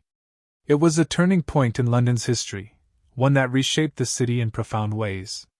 The fire had exposed the fragility of London's infrastructure and the vulnerabilities of its people, but it also created the conditions for a new era of urban renewal, economic expansion, and cultural flourishing. London, having risen from the ashes, emerged as a modern, dynamic city, a city that would lead the world in commerce, finance, and ideas. The legacy of the fire can still be felt today in the streets of London, in the buildings that line them, and in the spirit of resilience and innovation that defines the city. Years passed, and London's silhouette, once obscured by smoke and flame, became a testament to the city's remarkable resilience. The devastation wrought by the Great Fire of 1666, which had once threatened to erase the city's heart and soul, had instead reshaped it into something greater. London, rebuilt with ambition and perseverance, was not just a city of brick and stone, it was a city of the spirit, one that had endured trials and risen from its own ashes with strength, creativity, and an undying drive to survive. The new London was born of necessity, but it was also forged in the fires of its past. With each passing year, the stories of the fire became a part of the city's collective memory, a story passed down through generations. The rebuilding efforts were more than just physical, they were symbolic of the tenacity that defined the people of London. The Great Fire had exposed vulnerabilities, but it had also highlighted the importance of unity, shared purpose, and the ability to transform destruction into opportunity. The city's expansion in the aftermath of the fire mirrored its resilience. London's population continued to grow as people from across the country and around the world flocked to its streets, drawn by the promise of a new life. The fires of 1666 had decimated the old London, but in their wake, new opportunities for commerce, trade, and social interaction arose. Immigrants, tradespeople, and merchants found themselves working alongside the old aristocracy to rebuild a city that was not just a center of industry but a beacon of progress. As the years turned into decades, the rebuilding efforts took on new layers of meaning. The Great Fire had shaken the foundations of London, but it had also shaken its social and political fabric. The fire and its aftermath highlighted the deep divisions between the classes, those who could afford to rebuild quickly and those who had to scrape together their lives from the rubble. Yet, despite the inequality, a sense of camaraderie arose among Londoners. The shared experience of disaster and recovery bound them together in ways that transcended class. In the taverns, markets, and streets of the city, the tales of the fire were shared not just as a history of loss, but as a history of survival and renewal. While the city's physical form had changed, so too had its cultural and intellectual landscape. The fire had acted as a kind of catalyst for the flourishing of new ideas, institutions, and movements that would come to define London as a global center of intellectual and artistic achievement. The scientific revolution, which had already been gathering momentum in Europe, found a fertile ground in London. Intellectuals such as Isaac Newton, John Locke, and Robert Hooke became prominent figures in the city's intellectual life, and their work would shape the future of science and philosophy. The coffeehouse culture that emerged in the late 17th century provided a platform for new ideas, where writers, politicians, and thinkers gathered to debate, discuss, and define the future of their world. The Royal Society, founded in the wake of the fire, became a symbol of the city's commitment to knowledge and progress. In its early years, it was a small, informal group of scientists and intellectuals, but it quickly grew into one of the most important scientific institutions in the world. Through the Royal Society, London became a hub for scientific discovery, a city where ideas could be tested and developed, where knowledge could be exchanged freely and openly. The Great Fire, which had destroyed much of the old city, had given rise to a new culture of innovation and exploration. Yet, the fire also left a deep and lasting mark on the way Londoners viewed their environment. The fear of fire remained ingrained in the psyche of the city's people for generations. While the new regulations and building codes helped mitigate the risk of future fires, the memory of the 1666 disaster never quite left the minds of Londoners. The city had been changed forever by the flames, and with that change came a greater understanding of the fragility of human civilization. It would not be enough simply to rebuild. London would need to be constantly vigilant, constantly aware of the forces of nature that could easily undo all of its hard-won progress. Despite this, the city's resilience only grew stronger. London, once again, was a beacon of hope and possibility in a world that had seen far too much destruction. As the city expanded, so did its influence. It was no longer just the capital of England, it was the heart of a growing empire. The expansion of British trade, the development of a powerful navy, and the rise of British colonialism ensured that London would remain at the center of global affairs. The city's economy continued to grow, as did its importance as a financial center. The rise of institutions like the Bank of England and the Royal Exchange solidified London's position as a global financial powerhouse. For those who had lived through the fire, the memory of the inferno was never far from their minds. It was a moment that defined a generation, and it became a part of London's collective identity. The survivors of the fire, and their descendants, carried with them the stories of the destruction and the rebuilding, stories of loss, but also of hope and renewal.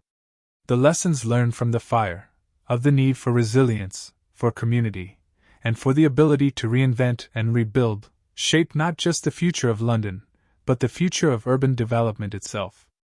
By the time the 18th century dawned, London had become a thriving metropolis, its streets teeming with life, its markets brimming with goods from around the world, and its intellectual life a driving force in the world. The Great Fire, though a tragedy, had sparked a transformation that would propel London to the forefront of global civilization. London, in many ways, had learned to embrace the very force that had once threatened to destroy it. The fire had been a reminder of both the fragility and the strength of human civilization. And in the wake of that destruction, London had proved that it was not merely a city built of wood and stone, but a city built of hope, creativity, and the unyielding spirit of its people. As the city grew into the modern metropolis we know today, the memory of the Great Fire lingered in the city's streets and its soul. London had faced the fire, and it had emerged from the flames not just intact but stronger, more vibrant, and more united than ever before. The legacy of the fire was not only in the brick and mortar of the new city but in the indomitable spirit of the Londoners who had rebuilt it, brick by brick, heart by heart. The fire of 1666 had become a defining moment in the story of London, a moment that had shaped the city, its people, and its future in ways that could not have been imagined in the days before the flames consumed the city. And in this, the spirit of London continued to burn bright, a city that would always rise, no matter the trials it faced. As the city emerged from the haze of smoke and rubble, the collective weight of the Great Fire's destruction hung heavy in the air. London was left not only physically shattered but spiritually shaken, its identity laid bare before the ravages of nature. Yet, even amid the heartbreak and loss, something remarkable began to stir within the city. The fire had stripped away the old London, and in its place, a new, more resilient city began to rise. The Great Fire of 1666, while one of the most devastating events in the city's history, had become the catalyst for the reinvention of London. When the flames were finally extinguished and the last embers smoldered into cold ash, there were few who could have predicted the sweeping changes that would follow. From the charred remains of homes, businesses, and churches, Londoners began to rebuild, not just their homes but their future. It was a moment when everything was up for reimagining, and in the years that followed, the people of London would seize the opportunity to create something grander, more robust, and more modern. In the immediate aftermath of the fire, London was an entirely different landscape. The familiar skyline was gone, replaced by a wasteland of smoldering debris and skeletal structures. The streets, once narrow and crowded with the bustle of daily life, had become open spaces, strewn with the remnants of a once thriving city. It was a surreal sight, the once bustling commercial center, now reduced to ashes, and the homes of thousands of Londoners, now nothing more than memories. As much as the city had been ravaged, so too had the heart of the people been tested. Yet, there was no time to wallow in despair. There was no option but to rebuild. The survivors, many of whom had lost everything in the fire, stood together in the face of destruction, determined to restore what had been lost and more. The scars of the fire were still fresh, and the fear of another disaster loomed large, but the resilience of London's people became evident in their determination to rebuild. The city was not just a place to live, it was the pulse of a nation. And even in the darkest hour, the city's inhabitants understood that they had to rebuild, not for themselves alone, but for the future. The first steps in rebuilding the city involved clearing the rubble and tending to the immediate needs of the homeless and displaced. Makeshift shelters sprang up in the open spaces created by the destruction, and food and supplies were rationed to help those who had lost everything. But even in these early moments, plans were already forming for a more permanent solution. The government, recognizing the scale of the task ahead, began to create new ordinances for the rebuilding process, drawing on lessons from the past while looking to the future. This was a moment of opportunity, a chance to reshape the city's structure, to design a London that could withstand future challenges. In the years that followed, the rebuilding process took on a new energy. A sense of optimism, combined with a profound sense of urgency, pushed the work forward. The streets were laid wider, with better planning and more strategic thinking about the movement of people and goods. It was an ambitious undertaking, one that required vision, leadership, and coordination. The old haphazard layout of London, with its narrow lanes and wooden buildings, was replaced by a new city that was designed to be fireproof and more organized. Where once the streets had been cramped and winding, now they were straight and spacious, allowing for better traffic flow, cleaner air, and safer spaces for residents. Perhaps the most iconic symbol of this new era of rebuilding was the redesign of London's architecture. The Great Fire had destroyed much of the city's wooden structures, but it also provided the impetus for the shift towards more durable materials, stone, brick, and mortar. It was a move toward longevity, an effort to ensure that the tragedies of the past would not be repeated. It was in this context that the genius of Christopher Wren, one of England's greatest architects, came to the forefront. Wren, who had lost much in the fire himself, was appointed to lead the rebuilding of many of London's most important buildings, including St. Paul's Cathedral. St. Paul's Cathedral, with its grand dome and classical design, became a symbol of London's recovery and resilience.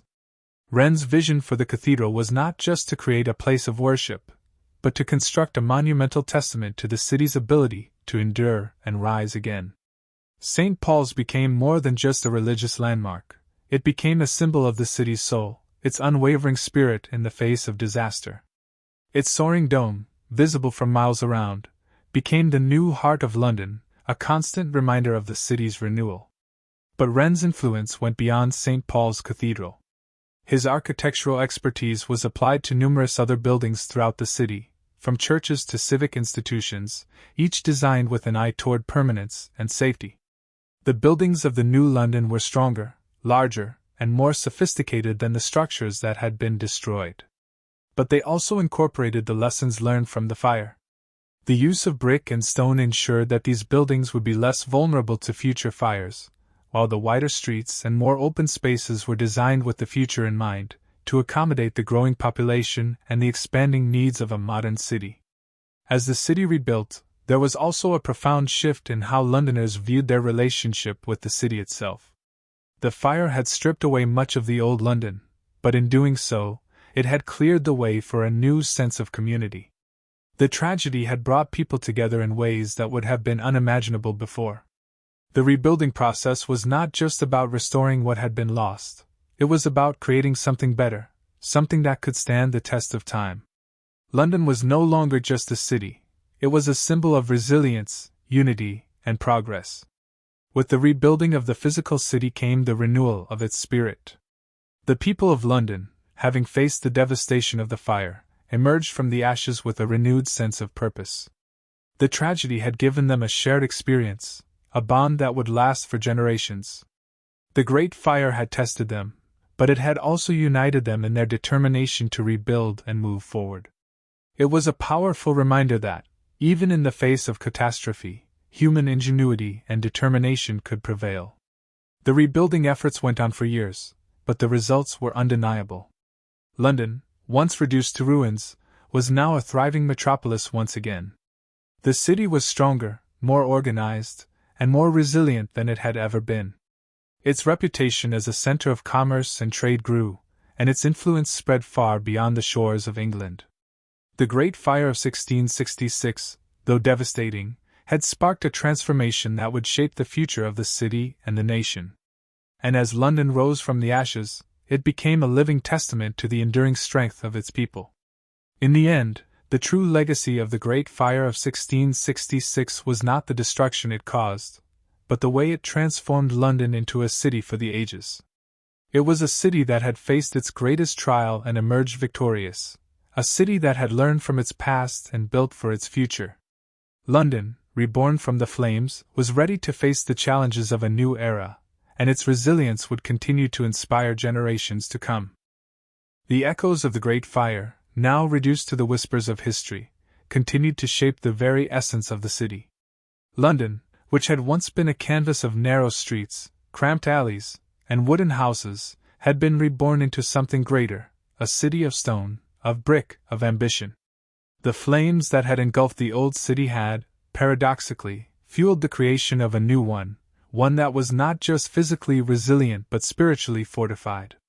It was a city that had seen destruction, yes, but it had also witnessed its own renewal, standing as a monument to human ingenuity, resolve, and the collective will to rise again. This was London's true triumph, not merely the rebuilding of its homes and churches, but the very transformation of its people.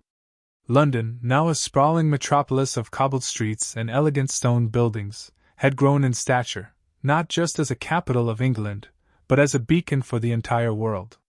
The fire of 1666, though terrifying in its intensity, had given the people of London the opportunity to reinvent their city, to lay down the foundations of a modern, global powerhouse. The city's new skyline, with its grand churches and expansive boulevards, was a testament to a collective vision, a new approach to urban living, commerce, and culture. The aftermath of the fire had also given rise to a wave of social change. The old divisions between the wealthy and the poor had not vanished entirely, but they had been reshaped by the fire's wake. No longer could the city be defined by class lines drawn in smoke and soot. The rebuilding process was an effort that involved all Londoners, from the noblemen who funded the grand designs to the humble laborers who toiled in the streets to clear the rubble. The shared experience of loss and renewal had woven an invisible thread between them. It was as if, in rebuilding the city, they had rebuilt themselves, transforming the tragedy of the fire into a symbol of unity, of community. The new streets, wide and airy, carried with them a sense of promise. The fires had shown that the narrowness of the old lanes, the maze of timber structures, was a recipe for disaster. The grand avenues that now connected the districts of London spoke not just to practical concerns, but to a belief that the city was meant to be seen, meant to be a place for grand ideas, where merchants and thinkers, poets and philosophers could walk side by side. The fire had swept away the old, leaving a blank canvas, and Londoners had painted it with their hopes for a better future. One of the most defining legacies of this new era was the creation of new institutions, establishments designed not only to restore the economic vibrancy of London but to ensure that it remained a place of culture, of knowledge, of progress. The fire had laid bare the vulnerability of even the most prosperous of cities, and in its aftermath, a sense of urgency filled the air. There was no time to waste. Londoners had learned that their city could not afford to be complacent. It had to be strong, not just in the physical sense but in its heart and its mind. The Royal Exchange, which had been ravaged by the flames, was quickly restored and expanded, becoming the lifeblood of London's economy. New financial institutions sprouted, each designed to foster the city's growing trade and commerce. The sense of progress was palpable in every corner of London, from the bustling markets to the banks that lined the streets. But it wasn't just the economy that was flourishing. The intellectual life of the city was beginning to blossom as well. The Royal Society, one of the most important scientific organizations in the world, was established in the wake of the fire, and it quickly became a center for groundbreaking research and debate. Intellectuals from across Europe flocked to London to be a part of this intellectual revolution. The ideas that were born in London in the years following the fire would shape the future of science, philosophy, and politics. London had become a place where knowledge could be freely exchanged, where the old boundaries between disciplines were blurred, and where the search for truth was the guiding principle. It was within this environment that the arts, too, began to flourish. Theaters that had once been confined to cramped, makeshift spaces now began to emerge in grander, more permanent structures. Playwrights like William Congreve and Aphra Behn, whose works would become staples of English literature, found a home in the heart of London. The city's cultural renaissance, inspired by the fire's devastation, would go on to shape the literary and artistic history of the entire nation. But the true heartbeat of the new London, the one that resonated most with its people, was the resilience they carried within them. The rebuilding efforts were not just about constructing new buildings or erecting grand monuments to the city's survival. The true spirit of the city was woven into every brick laid, into every piece of timber raised, into the way the people worked together to restore what had been lost and make it stronger. Londoners had learned that destruction could lead to creation, that devastation could be a precursor to greatness. As the city grew, so too did its sense of identity. It was no longer just a place that had survived a fire. It was a place that had embraced the fire, learned from it, and emerged stronger than before. The people of London, who had witnessed the fire firsthand, understood that their city was a symbol of survival, of renewal, and of hope. They had witnessed the worst, and yet, in the ashes, they had seen the potential for greatness. For the generations that followed, the Great Fire would remain a defining moment in the city's history, but it would no longer be the symbol of destruction that it had once seemed. Instead, it became a symbol of transformation. Every new stone laid, every building erected, carried the weight of history, the history of loss, but also of triumph. Londoners had turned their city's greatest tragedy into its most defining achievement. It was, after all, in the face of the fire's destruction that London had found its true potential. The fire had revealed the weaknesses in the old city, weaknesses that had been ignored for too long. It had, in many ways, forced the city to grow, to modernize, and to adapt. And in the years that followed, London had done just that. It had evolved from a medieval city of timber and narrow streets into a modern metropolis that stood as the envy of the world. This new London, born of fire, was a city built for the future. It was a city that recognized the power of renewal and rebirth, a city that understood that even in the darkest of times, there was always the possibility of light. It was a city that could not be defined by a single moment of disaster but by the strength of its people, the vision of its leaders, and the indomitable spirit that had carried it through its most challenging days. The Great Fire had not destroyed London. It had been the spark that set London on the path to greatness. The legacy of the fire was not just in the streets, the buildings, or the institutions. It was in the very fabric of the city, woven into its history, its people, and its future. London had been brought to its knees, but it had risen again, stronger, bolder, and more determined than ever before. It had become, in every sense of the word, a city that could not be broken, a city that was destined to endure for centuries to come. The flames had long since vanished, but their impact remained carved into the memory of the city, its people, and its landscape. London, the city that had endured centuries of rise and fall, of triumphs and tragedies, had now experienced a defining moment of destruction and rebirth. The Great Fire, which had swept through the heart of the city in 1666, was no longer merely a calamity.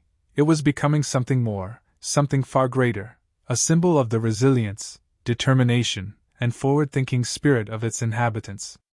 The streets, once choked with the debris of burned-out homes, now bore signs of new life. The smoke that had once darkened the skies had cleared, and in its place, the sounds of hammers and saws echoed across the city. The reconstruction of London was not simply about rebuilding what had been lost but about creating something that was better, safer, and more modern.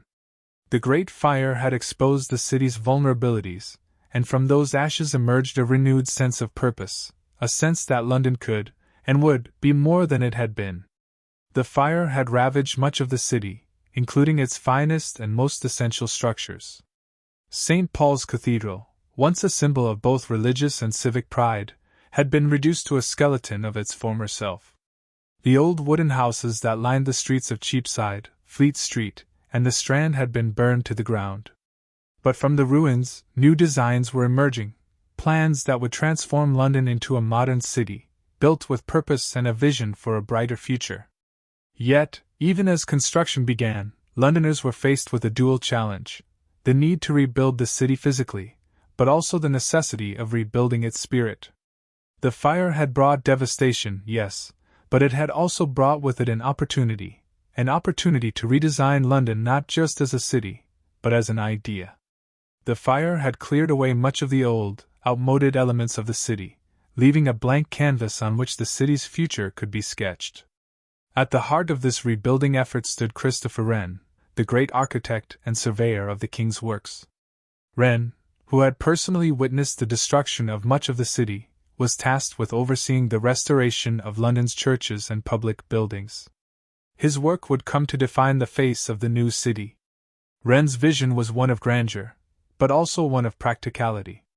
He sought to create buildings that were not only beautiful but also safe, strong, and fire-resistant.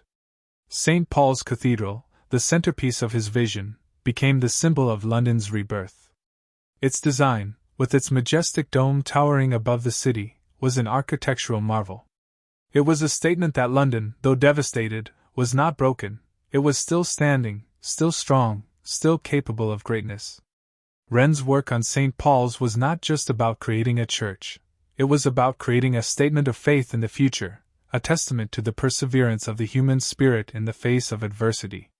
The cathedral became more than just a religious site. It became the heart of a city that was rebuilding itself from the ground up. But Wren's influence extended beyond St. Paul's. He was responsible for the design and rebuilding of many of London's churches, each one reflecting his careful thought and innovative approach to design. These buildings were not just places of worship, they were symbols of the city's determination to rise from the ashes.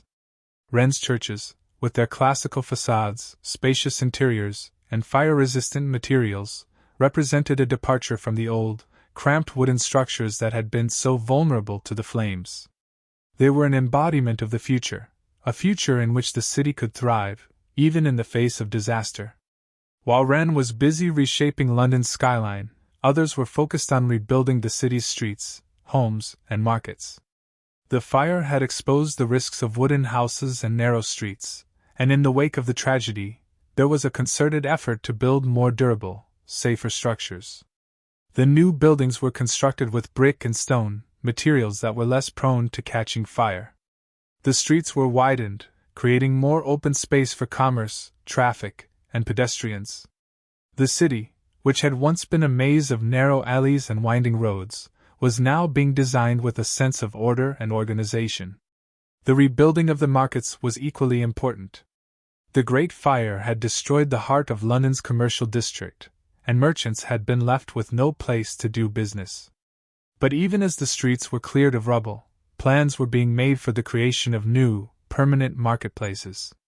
The Royal Exchange, which had also been ravaged by the fire, was soon rebuilt, its grandeur a symbol of London's economic resilience.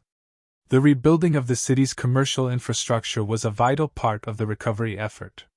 Without it, London would not have been able to reclaim its place as one of the world's leading centers of trade and commerce.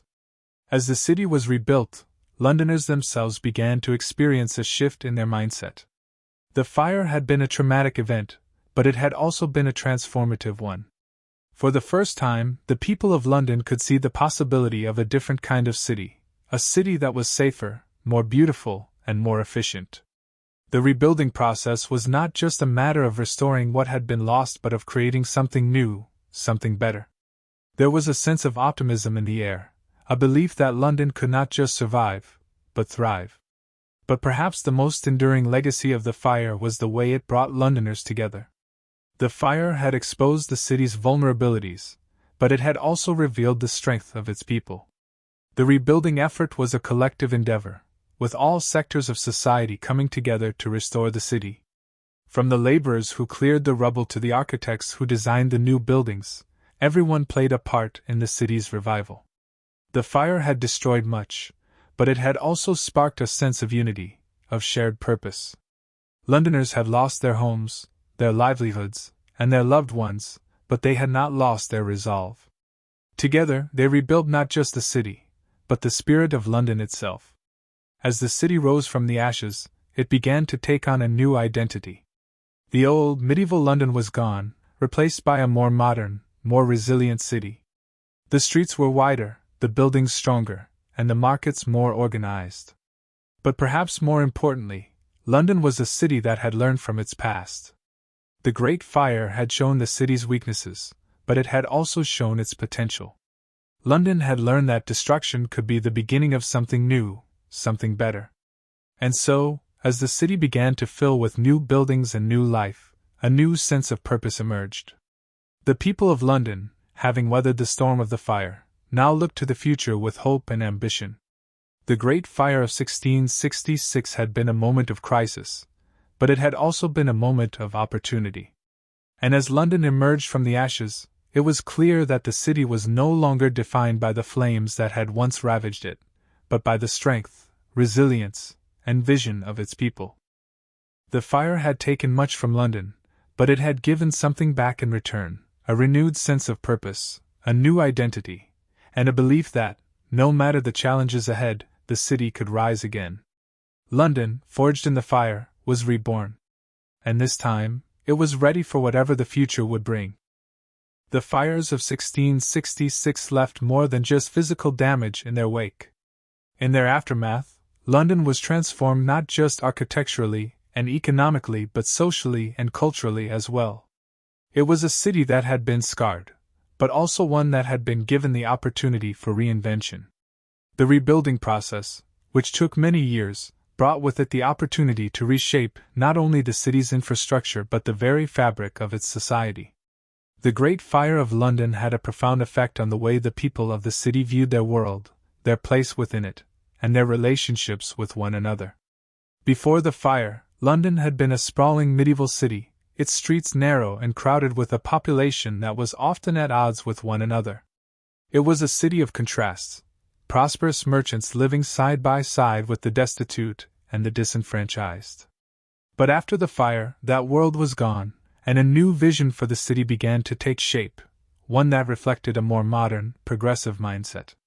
The first change was felt in the physical landscape. In the wake of the fire, London's streets were widened, allowing for better access, more open spaces, and a better flow of commerce and movement. This new layout of the city provided a backdrop for the social changes that were to follow. The new streets represented not just a more organized and functional city, but a shift in thinking, a city built with order, rationality, and safety in mind. The once congested, labyrinthine alleyways were replaced by wider thoroughfares that allowed for easier movement and greater communication between different parts of the city. This change in the built environment reflected a broader shift in social priorities, one that placed a premium on order, structure, and the safety of the people. The people of London themselves also began to change. The fire had been a traumatic event, but it had also brought the city's residents together.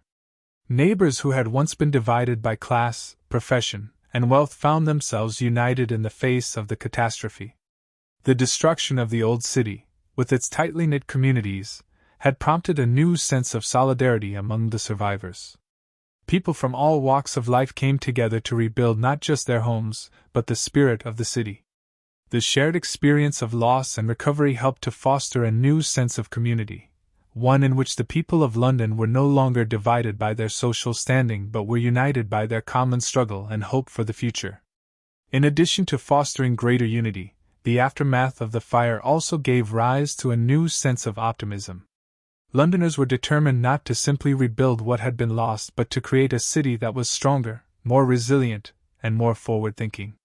This optimism was evident in the rebuilding of the city's churches and public buildings, which were not just restored but redesigned to be more grand, more beautiful, and more functional.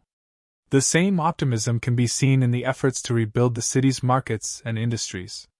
In the aftermath of the fire, many merchants were determined to make London's commercial life even more prosperous than before. The Royal Exchange was rebuilt on a grand scale, and new markets were established that would help to cement London's status as one of the great trading hubs of the world. As the physical city began to change, so too did its social dynamics. The fire had disrupted the lives of the rich and poor alike, but in the wake of the fire, the city began to emerge as a more integrated, diverse place. The social divisions that had once characterized London were less rigid in the post-fire era. New wealth was being generated, not only by the merchants and tradespeople who had survived the fire, but also by the artisans, laborers, and workers who had been involved in the rebuilding process. The very act of rebuilding, of participating in the transformation of the city, created a sense of shared purpose that transcended the old social boundaries. The opportunities for economic growth, for advancement and prosperity, were becoming more widely distributed. A new middle class was emerging, one that was less dependent on aristocracy and birthright and more dependent on hard work, ingenuity, and entrepreneurship. This new class would eventually become the backbone of London's evolving cultural identity. The period following the fire saw a growing cultural sophistication in London. As the city's merchants and tradesmen grew wealthier, they began to seek out more refined tastes, particularly in the fields of art, literature, and theater. The wealthy elite, who had once been preoccupied with maintaining their power and status, began to see culture as an important element of their identity. The rebuilding of London coincided with a flourishing of artistic and intellectual life. Writers such as John Milton and Samuel Pepys, who had lived through the fire, used their works to reflect on the events and the transformation of the city. The burgeoning theatre scene, led by figures like Christopher Wren and Sir William Davenant, became an essential part of the city's cultural life, providing both entertainment and commentary on the state of London society. The city's recovery was not just a matter of rebuilding its physical infrastructure, it was a matter of creating a new sense of identity. The fire had destroyed much of the city's medieval past, but it also wiped away the old tensions, the class divisions, and the old social structures. The new London that emerged from the flames was one that would be defined not by its history but by its future. The events of 1666, although devastating, had given London the chance to reinvent itself. The cultural renaissance that followed the fire was an integral part of this transformation. As the people of London rebuilt their city, they also began to rebuild their understanding of themselves. The Great Fire had been a traumatic event, but it had also shown the resilience, resourcefulness, and creativity of the city's inhabitants. The fire had created a blank slate, and from it emerged a new, more modern, more cohesive society. London, having suffered so much, had come out of the experience stronger and more unified than ever before. In the years following the fire, London's new identity would be tested. The city would face challenges, from political strife to economic instability, but the lessons learned from the fire would shape the way the people of London approached adversity. They had learned that from destruction, new life could emerge. They had learned that the city was not just a collection of buildings and streets, but a community of people who were united in their shared experiences and common purpose.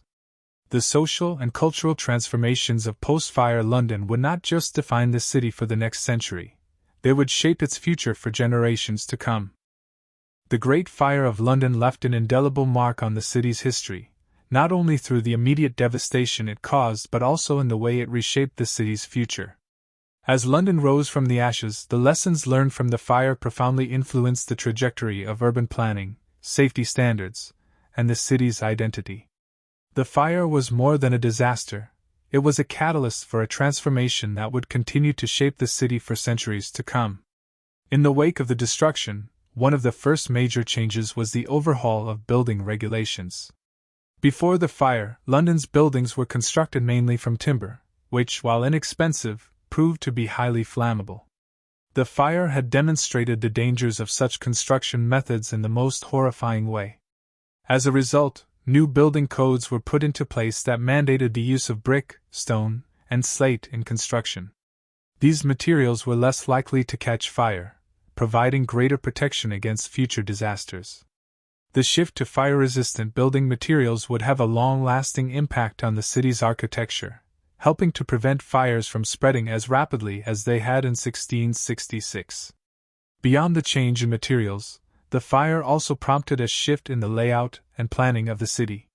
Prior to the fire, London had been a dense, overcrowded metropolis, with narrow streets and little regard for the flow of traffic or the spread of fire.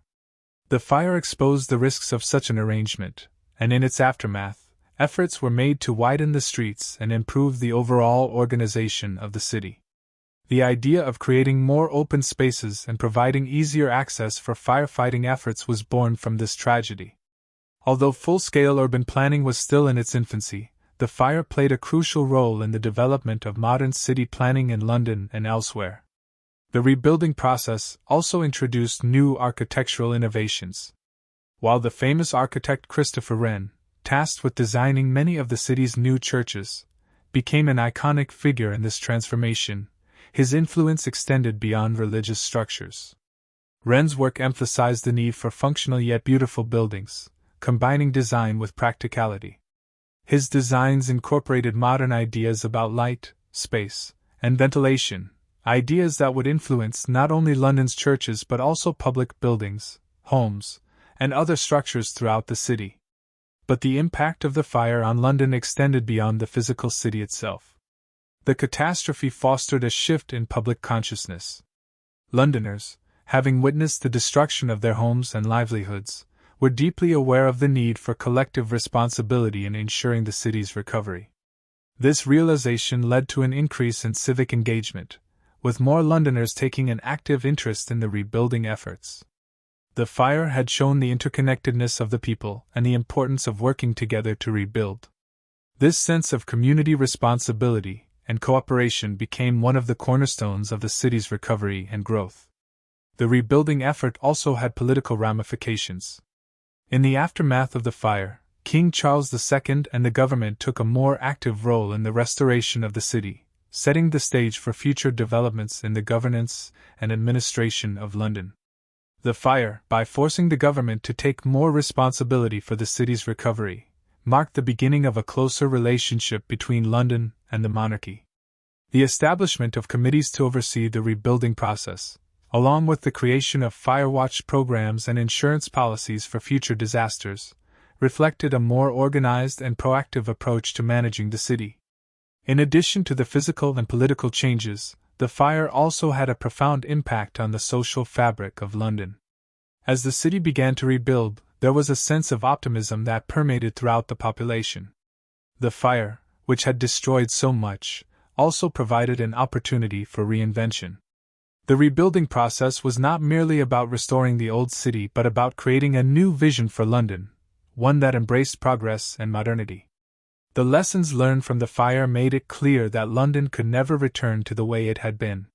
The city would rise from the ashes, stronger, more resilient, and more united than ever before. This newfound optimism found expression in the flourishing of the arts and culture in the post-fire years. As the city rebuilt, so too did its cultural life. Londoners, having experienced the tragedy of the fire, found solace and hope in artistic expression. Playwrights, poets, and artists began to explore themes of loss, recovery, and renewal in their works. The arts became a vehicle for healing and a way for the people to process the trauma they had endured. The restoration of the city mirrored this cultural renaissance, with the creation of new theaters, galleries, and public spaces where art could be enjoyed and appreciated by all. By the end of the 17th century, London was no longer the same city it had been before the fire.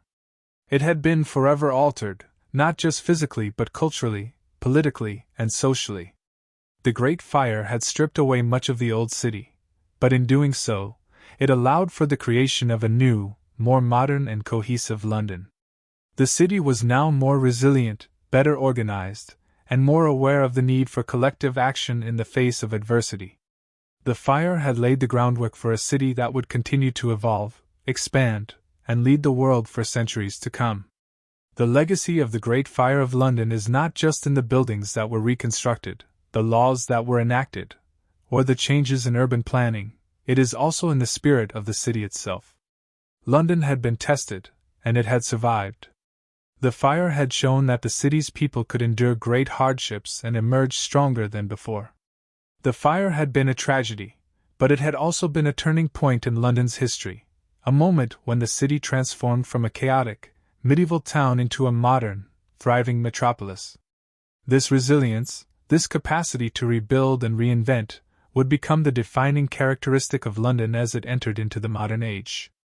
In the centuries since, the Great Fire of London has remained a powerful symbol of regeneration and perseverance.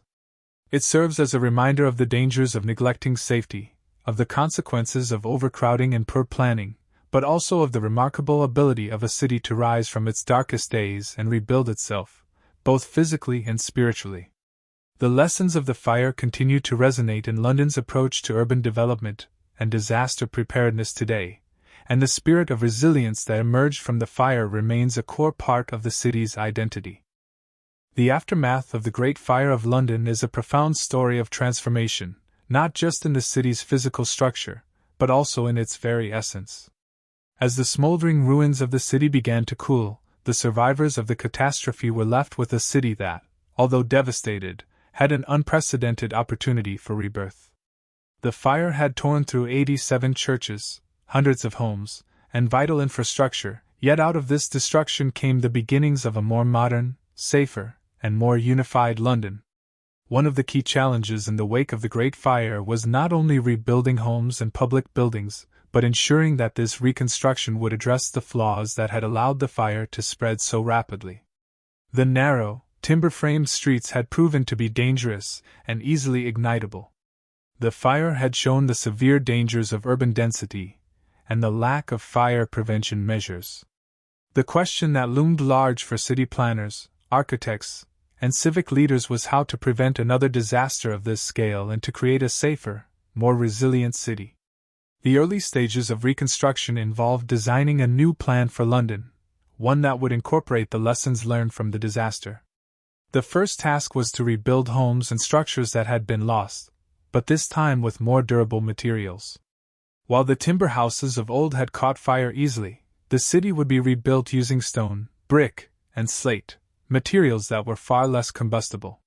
These would become the foundation of a new city, one built with a mind toward fire safety. The ambitious rebuilding project was not just about fireproofing the city.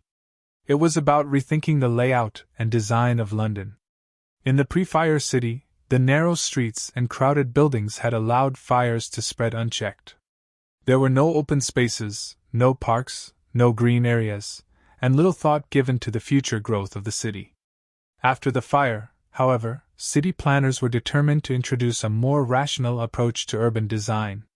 They began widening streets, creating larger avenues, and introducing public spaces that would allow for easier access for firefighters, better ventilation, and more natural light. It was in this spirit of reform and innovation that the plans for rebuilding the heart of London began to take shape. A sense of urgency guided the process, but so did a commitment to ensuring that the new London would be a city built for the long term. One of the most significant figures in this transformation was Sir Christopher Wren, the brilliant architect and astronomer. Wren was appointed to oversee the rebuilding of the city's churches, many of which had been destroyed in the fire. However, his role extended far beyond religious buildings. His influence touched the broader design of the city, and his vision for London's renewal helped lay the groundwork for a new era of architecture. Wren's most iconic design, St. Paul's Cathedral, would become a symbol of London's resilience and strength. But it was not just his architectural genius that helped shape London after the fire. His commitment to designing buildings that balanced aesthetics with functionality was instrumental in ensuring that the city would be rebuilt in a way that was both safe and beautiful. Under his guidance, many of the churches destroyed in the fire were rebuilt, and the new designs were focused not just on grandeur, but on structural integrity, ensuring that they would withstand future threats, whether from fire or time. The rebuilding process also required the involvement of the government and civic institutions, who played a pivotal role in organizing the efforts and allocating resources. King Charles II, who had been on the throne at the time of the fire, took an active role in overseeing the recovery efforts. His leadership was critical in maintaining order and ensuring that rebuilding efforts proceeded in a coordinated manner. He also took the opportunity to lay down new regulations to guide the rebuilding process and prevent future disasters. A system of building codes was introduced, which stipulated that new buildings must be constructed with fire-resistant materials and that streets be widened to allow for better firefighting access. In addition to these structural changes, the fire also spurred the development of new public safety systems.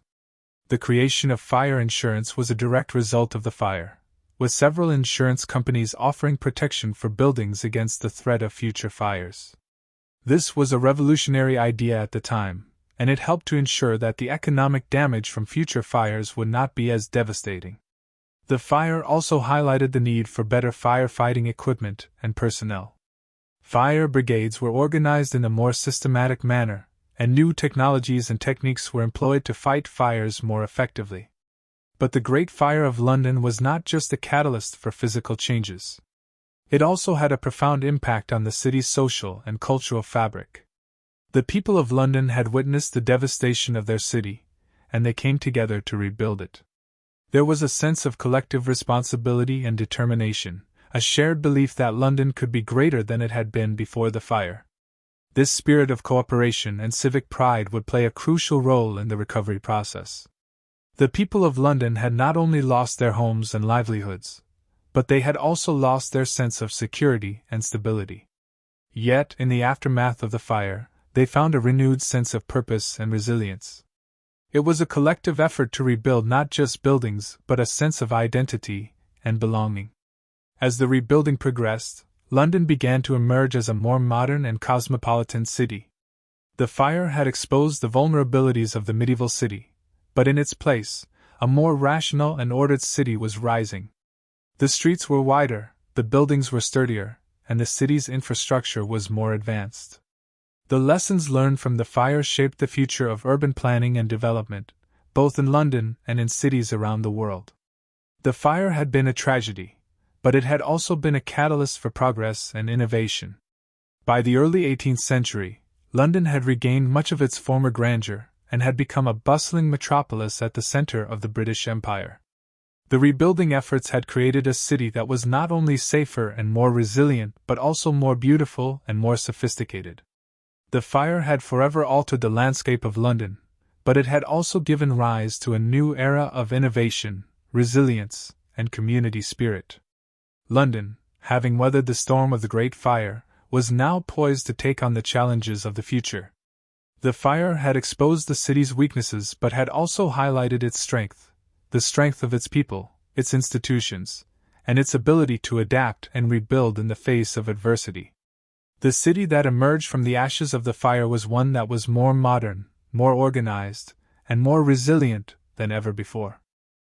As London continued to grow and evolve, the legacy of the Great Fire remained a guiding force. The lessons learned from that catastrophic event were never forgotten. The fire had shaped the city's past, and it would continue to shape its future for generations to come. The city's resilience in the face of such destruction became a defining feature of its character, and its ability to rebuild, renew, and reinvent itself was a testament to the strength and spirit of its people. In the years that followed, the memory of the Great Fire would be preserved, not only as a warning but also as a symbol of London's remarkable ability to rise from the ashes and become greater than it had been before. And so, the legacy of the Great Fire of London endures, a reminder of the city's strength, resilience, and capacity for renewal. The fire may have consumed the city, but it could not destroy the spirit of London. That spirit would live on, as vibrant and indomitable as the city itself. As the fire's embers smoldered and the last remnants of the inferno were finally extinguished, London stood silent in the aftermath of one of the most catastrophic events in its history. The city was a ghost of its former self, with entire neighborhoods reduced to ashes, but it was also a city brimming with hope, a city on the verge of transformation. The fire had erased much of what had been, but in doing so, it opened the door for an entirely new era to begin.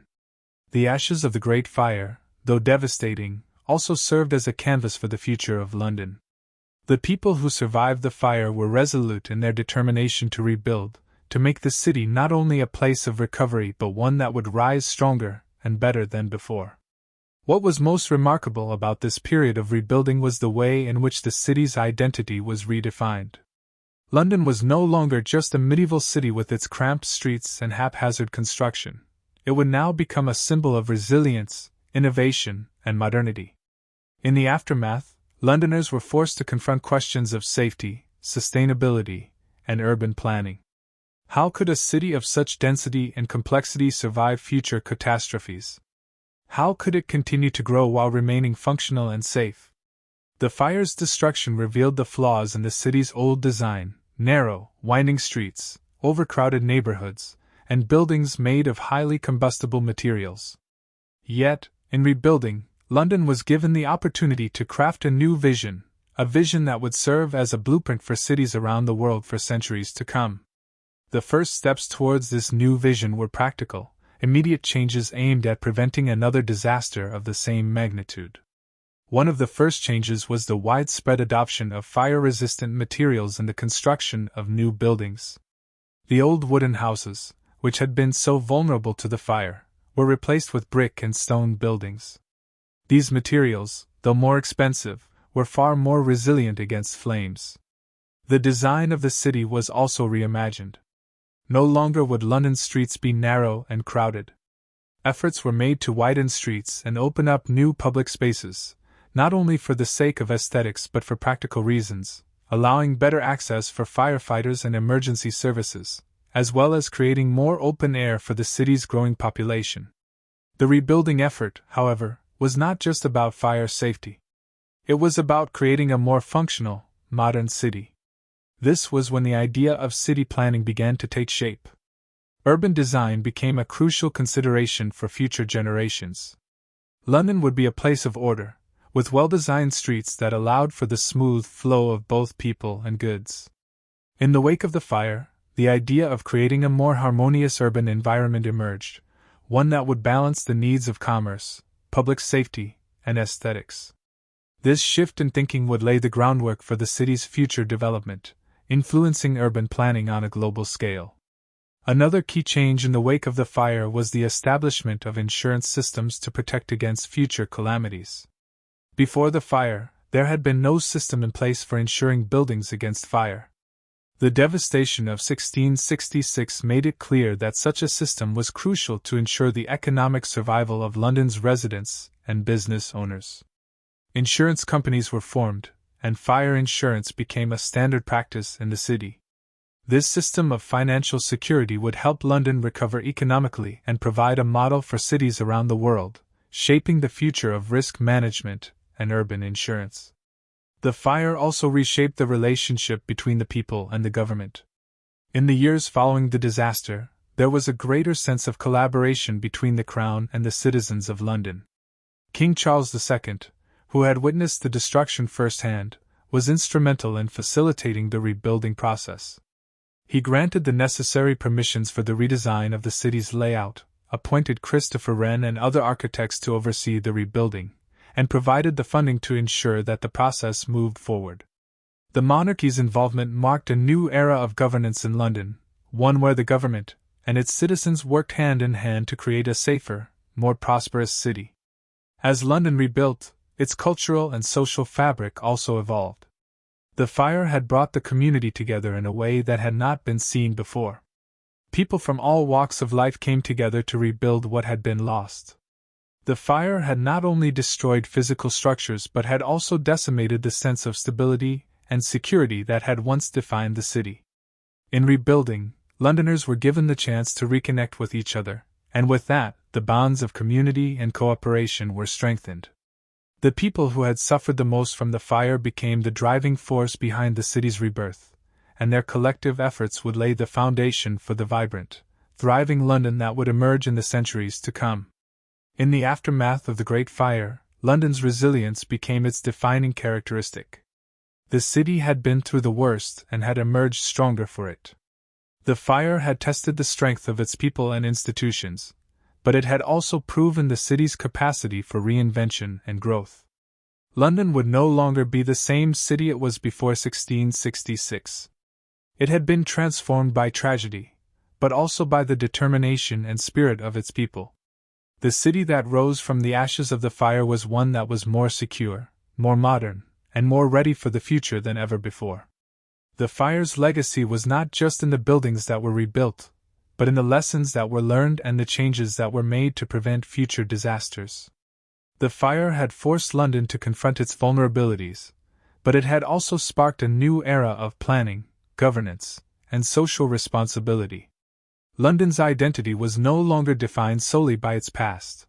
It was now a city defined by its capacity for resilience, its ability to adapt to change, and its unyielding spirit to overcome adversity. As the 17th century came to a close and the 18th century began, London stood at the threshold of a new chapter in its history. The city that had once been consumed by fire was now a beacon of rebirth and renewal. It had not only survived one of the most devastating events in its history but had emerged from it stronger, more cohesive, and more capable of facing the challenges of the future. The fire had burned away the old, but it had also made way for a new London, one that would continue to grow, evolve, and inspire for generations to come. The Great Fire of London had ended, but the story of the city's resilience and transformation was only just beginning. As the fire's destruction began to recede into the past, the sound of rebuilding filled the air. Hammers, chisels, and saws were the new rhythm of London. The Great Fire, which had ravaged the heart of the city, leaving behind only smoldering ruins and the echoes of destruction, had also given birth to the concept of a new London. But the city's rebirth was not just about rebuilding walls and roofs. It was about reimagining what London could become in the wake of tragedy. The city was no longer simply the London of the past. It was a canvas for transformation, a test of resilience, and a proving ground for innovation. For the first time in history, London was in the unique position of being able to start anew, to remake itself according to principles that might have been difficult to consider before. In this time of rebuilding, there was a sense of urgency and hope. The fire had stripped away the old, but it also created an opening for new possibilities. The very act of reconstruction was as much about laying the foundation for a new identity as it was about the physical act of rebuilding. Among the many changes that emerged from the ashes was the shift toward a more structured, systematic approach to urban planning. In the days before the fire, London's streets had been narrow, winding, and often chaotic. The city had evolved haphazardly, its growth dictated more by organic expansion than by any overarching plan. This lack of organization had contributed to the fire's rapid spread. As the city rebuilt, city planners began to take a more methodical approach to the layout of the streets, recognizing the importance of wide, open thoroughfares for both transportation and fire safety. The narrow lanes and cramped alleyways that had once been so common were replaced with broader, more accessible streets, which would allow for better ventilation and, most importantly, for quicker access by fire brigades in case of future emergencies. This shift in urban planning went hand in hand with an important development: the move towards stone and brick buildings. In the past, many homes and businesses in London had been constructed out of wood, a material that had made the city particularly vulnerable to fire. But after the fire, the city's leadership mandated that future buildings would be made from more durable, fire-resistant materials. This was a decisive break with the past, a recognition that London needed to be built with the future in mind. Stone, brick, and slate replaced timber, not just as a response to the immediate disaster, but as a way of ensuring the city's longevity. But the change in London's fabric wasn't just about the materials used for construction. It was about the grand ideas that the fire inspired in the minds of London's citizens and leaders. The fire had destroyed the old, but it had also exposed the need for a better, more sophisticated city infrastructure. Water sources, which had been crucial to combating the fire, were now seen as essential to the city's overall health and safety. During the fire, many buildings had burned because there wasn't enough access to water or inadequate firefighting equipment. In the wake of the disaster, new systems of water management were introduced, including reservoirs and pumps to supply water throughout the city. The rebuilding effort was also marked by the creation of new public spaces, open areas where people could gather, breathe, and connect. In the cramped, overcrowded neighborhoods that existed before the fire, these open spaces were a luxury that London had lacked. As the city was rebuilt, architects and planners sought to design parks and public squares where citizens could not only escape the dense urban environment, but where the community could come together. Public spaces became essential components of the new London, not only for their beauty but for their ability to foster civic pride and solidarity in a time of recovery. The fire had also brought about a cultural shift. The shared trauma of the disaster, coupled with the joint efforts required for reconstruction, led to a deepened sense of community. Londoners, many of whom had lost their homes, businesses, and loved ones, came together in a way they never had before. The fire had destroyed much, but it had also unified the city in its determination to rebuild. Neighbors who once might have been divided by class, wealth, or occupation found themselves bound together by the common cause of recovery. This sense of solidarity played a pivotal role in shaping the future of London's social and civic identity. As part of this shift, there was also a movement toward improving the living conditions for the working classes. The fire had exposed the dangers of overcrowded slums, and as the city was rebuilt, new housing initiatives were undertaken to address the issues of poverty, overcrowding, and inequality. Public health and sanitation were given greater priority, and new regulations were introduced to ensure better living conditions for the city's most vulnerable populations. The rebuilding process wasn't limited to the physical aspects of the city. It also led to important reforms in how London was governed. The fire highlighted the need for more organized and efficient city management. The existing systems of governance had been fragmented and inefficient in responding to the disaster. In the aftermath, new systems were introduced to improve the coordination between the different branches of the government, ensuring that the city could respond more quickly and effectively in times of crisis. One of the most significant figures in the rebuilding of London was Sir Christopher Wren. Wren, an architect and scientist, was given the task of overseeing the design and reconstruction of London's churches, many of which had been destroyed in the fire. He not only rebuilt St. Paul's Cathedral, which would become one of the most iconic buildings in London, but he also redesigned and rebuilt 51 other churches throughout the city. His vision for London went beyond just religious structures. His work embodied the ideals of rationality, symmetry, and order that characterized the new city. Wren's influence was not confined to architecture. His designs were part of a broader vision of a more organized, safer, and more elegant city, a vision that would be realized over the coming decades. But it was not just the physical city that was being transformed. The fire's aftermath provided an opportunity to rethink London's relationship with nature and the environment. The fire had devastated much of the city's green space, and in rebuilding, there was a growing appreciation for the role that nature played in urban life.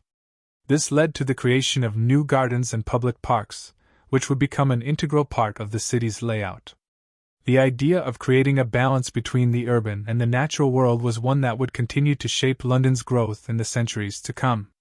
The rebuilding process also marked a cultural renaissance of sorts. The destruction of London's old buildings, while tragic, also allowed for the introduction of new architectural styles. This was a time of innovation, as architects and builders experimented with new designs and construction methods. The city became a laboratory for new ideas, where form and function could be reimagined in exciting ways. London's new skyline, with its towering churches, palaces, and public buildings, would eventually come to symbolize the city's resilience and creativity. The Great Fire, in the end, did much more than destroy buildings. It destroyed complacency. It exposed the faults in the old city and provided a clear and urgent call for reform. Out of the flames emerged not just a new city, but a new mindset, a commitment to resilience, to innovation, and to the belief that a city could and should be shaped with both function and beauty in mind. As London rebuilt, it was no longer just a collection of buildings. It became a model for the future of urban planning and development. The lessons learned from the fire, about resilience, about the need for order, and about the importance of community, shaped the trajectory of the city for centuries to come. The fire had given London the chance to reinvent itself, to rise from the ashes as a beacon of innovation, safety, and beauty. By the end of the 17th century, London had not only recovered but had emerged as one of the leading cities in the world, an enduring symbol of the triumph of human determination over adversity. The fire, once a tragedy, had been the catalyst for a new era, one that would see London continue to grow, evolve, and inspire for generations to come.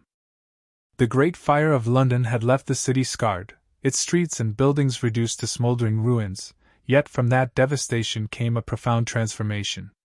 What began as an apocalyptic event, one that seemed to threaten the very future of the city, soon became the catalyst for something greater, an opportunity to rebuild, redesign, and reimagine a London that could rise from the ashes stronger and more resilient than ever before. In the years that followed the fire, the city witnessed the dawn of a new age, one that was not simply about reconstructing buildings, but about creating a London that was both modern and safe. While the fire had destroyed much of the old city, it had also revealed the need for change, and the people of London were determined to seize that moment. The legacy of the fire was not just found in the bricks and mortar that went into rebuilding the city, but in the very way Londoners viewed their environment, their government, and their future.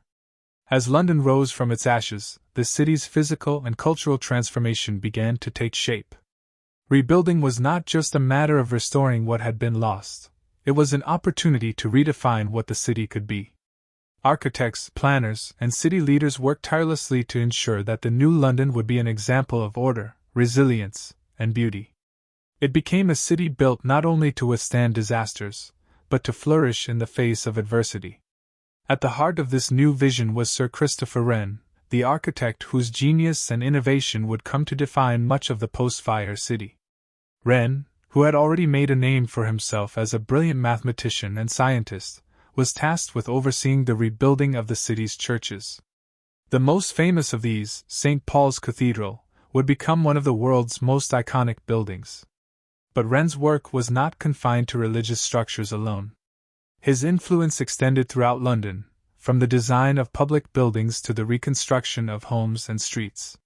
He was one of the key figures who helped to guide London's rebirth, and his legacy would be etched into the city's skyline for centuries.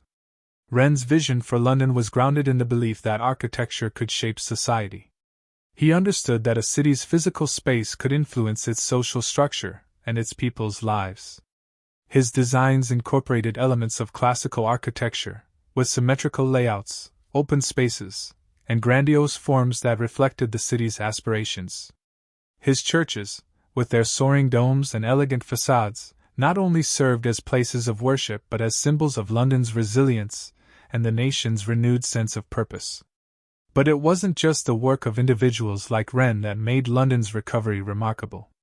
The fire had exposed many of the systemic issues that had long plagued the city, particularly in terms of public safety and infrastructure. In its aftermath, there was a collective understanding that rebuilding required more than just restoring buildings. It required rethinking how London functioned as a whole. City planners worked to address issues such as overcrowding, inadequate sanitation, and poor urban design. The fire had been a stark reminder that a city without foresight and planning was vulnerable to disaster. The reforms that followed were extensive. One of the most important changes was the introduction of fire regulations. Before the fire, many buildings in London had been constructed from timber, a material that made the city particularly susceptible to fire. The new regulations mandated the use of brick and stone for construction, drastically reducing the risk of future fires. The wide streets and open spaces that were incorporated into the city's design were also intended to make it more resilient to any future disasters. These changes would forever alter the trajectory of London's development, making it a model for other cities around the world. In addition to physical changes, the fire prompted a shift in how the city was governed. The emergency response to the disaster had been chaotic, and many of the city's leaders were criticized for their lack of coordination in the face of such an unprecedented event. In response, the city's governance structures were overhauled. New systems were introduced to ensure that the city could respond more quickly and efficiently to future crises. The fire had demonstrated the need for strong, organized leadership, and London's rulers were determined to provide it. But perhaps the most significant legacy of the Great Fire was the sense of unity it fostered among Londoners. The fire had torn through communities, displacing thousands of people, but it had also brought the people of the city together. In the wake of the disaster, citizens from all walks of life came together to rebuild. Wealthy merchants, tradespeople, laborers, and the clergy all worked side by side to restore what had been lost. The fire had highlighted the interconnectedness of the city's residents, and in the years that followed, there was a deepened sense of shared responsibility for the city's welfare. This collective spirit was reflected in the rebuilding efforts and the subsequent social reforms that sought to improve the lives of all Londoners. As the city rebuilt, it also began to reassert itself as a center of commerce, culture, and innovation. The fire had destroyed much of the city's infrastructure, but it also cleared the way for new opportunities.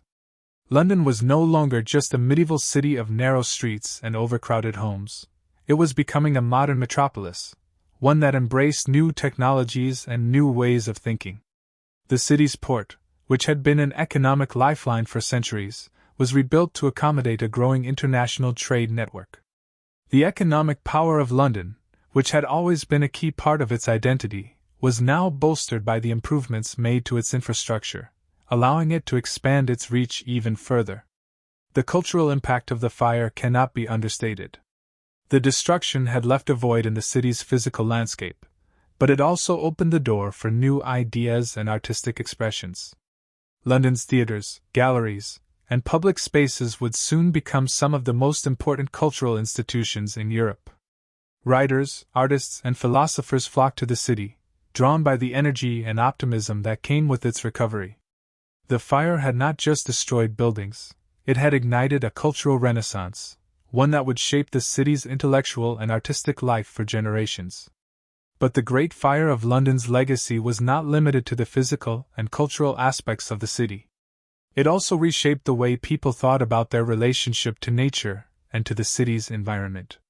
The fire had exposed the dangers of overcrowding and poor sanitation, and in its aftermath, there was a concerted effort to improve public health. New sewage systems were built, and efforts were made to address the city's growing population by creating more open spaces and improving the overall quality of life for its residents. This newfound awareness of the importance of urban planning and environmental health would influence London's growth for centuries to come. The Great Fire of London had left a city that once stood tall in history and commerce in ruins. Now, with the embers of that destructive past finally extinguished, the work of resurrection began in earnest. London's rebirth was more than just the restoration of physical structures. It was a reflection of the city's resilience, its ability to rise from the ashes of tragedy, and to rebuild itself, both in form and in spirit. The fire had revealed the inherent flaws of the old city, but in doing so, it had also provided a once-in-a-lifetime opportunity for radical change. As the smoldering ruins of the old city were cleared away, workers, architects, and city planners flocked to London's streets with a singular mission: to recreate a city that could thrive in the modern age. The Great Fire had destroyed so much, but it had also created the possibility for a fresh start. London was no longer shackled by the old ways of doing things, and with a new city on the horizon, the people set to work with renewed vigor. The task was daunting. Entire neighborhoods had been lost, thousands of lives had been disrupted, and the city's economic heart had been severely wounded. But the fire had also created a sense of unity, as every Londoner, from the poorest worker to the wealthiest merchant, was bound by the shared goal of rebuilding. The old city had been a labyrinth of narrow, winding streets, where wooden houses stood close together, their thatched roofs creating a tinderbox for flames. The fire had spread quickly through these streets, fed by the very material that constituted the majority of London's homes and businesses. Now, as the city was rebuilt, planners took the lessons learned from that devastation and set out to create a safer, more ordered city. London would no longer be a city of cramped, disorderly streets.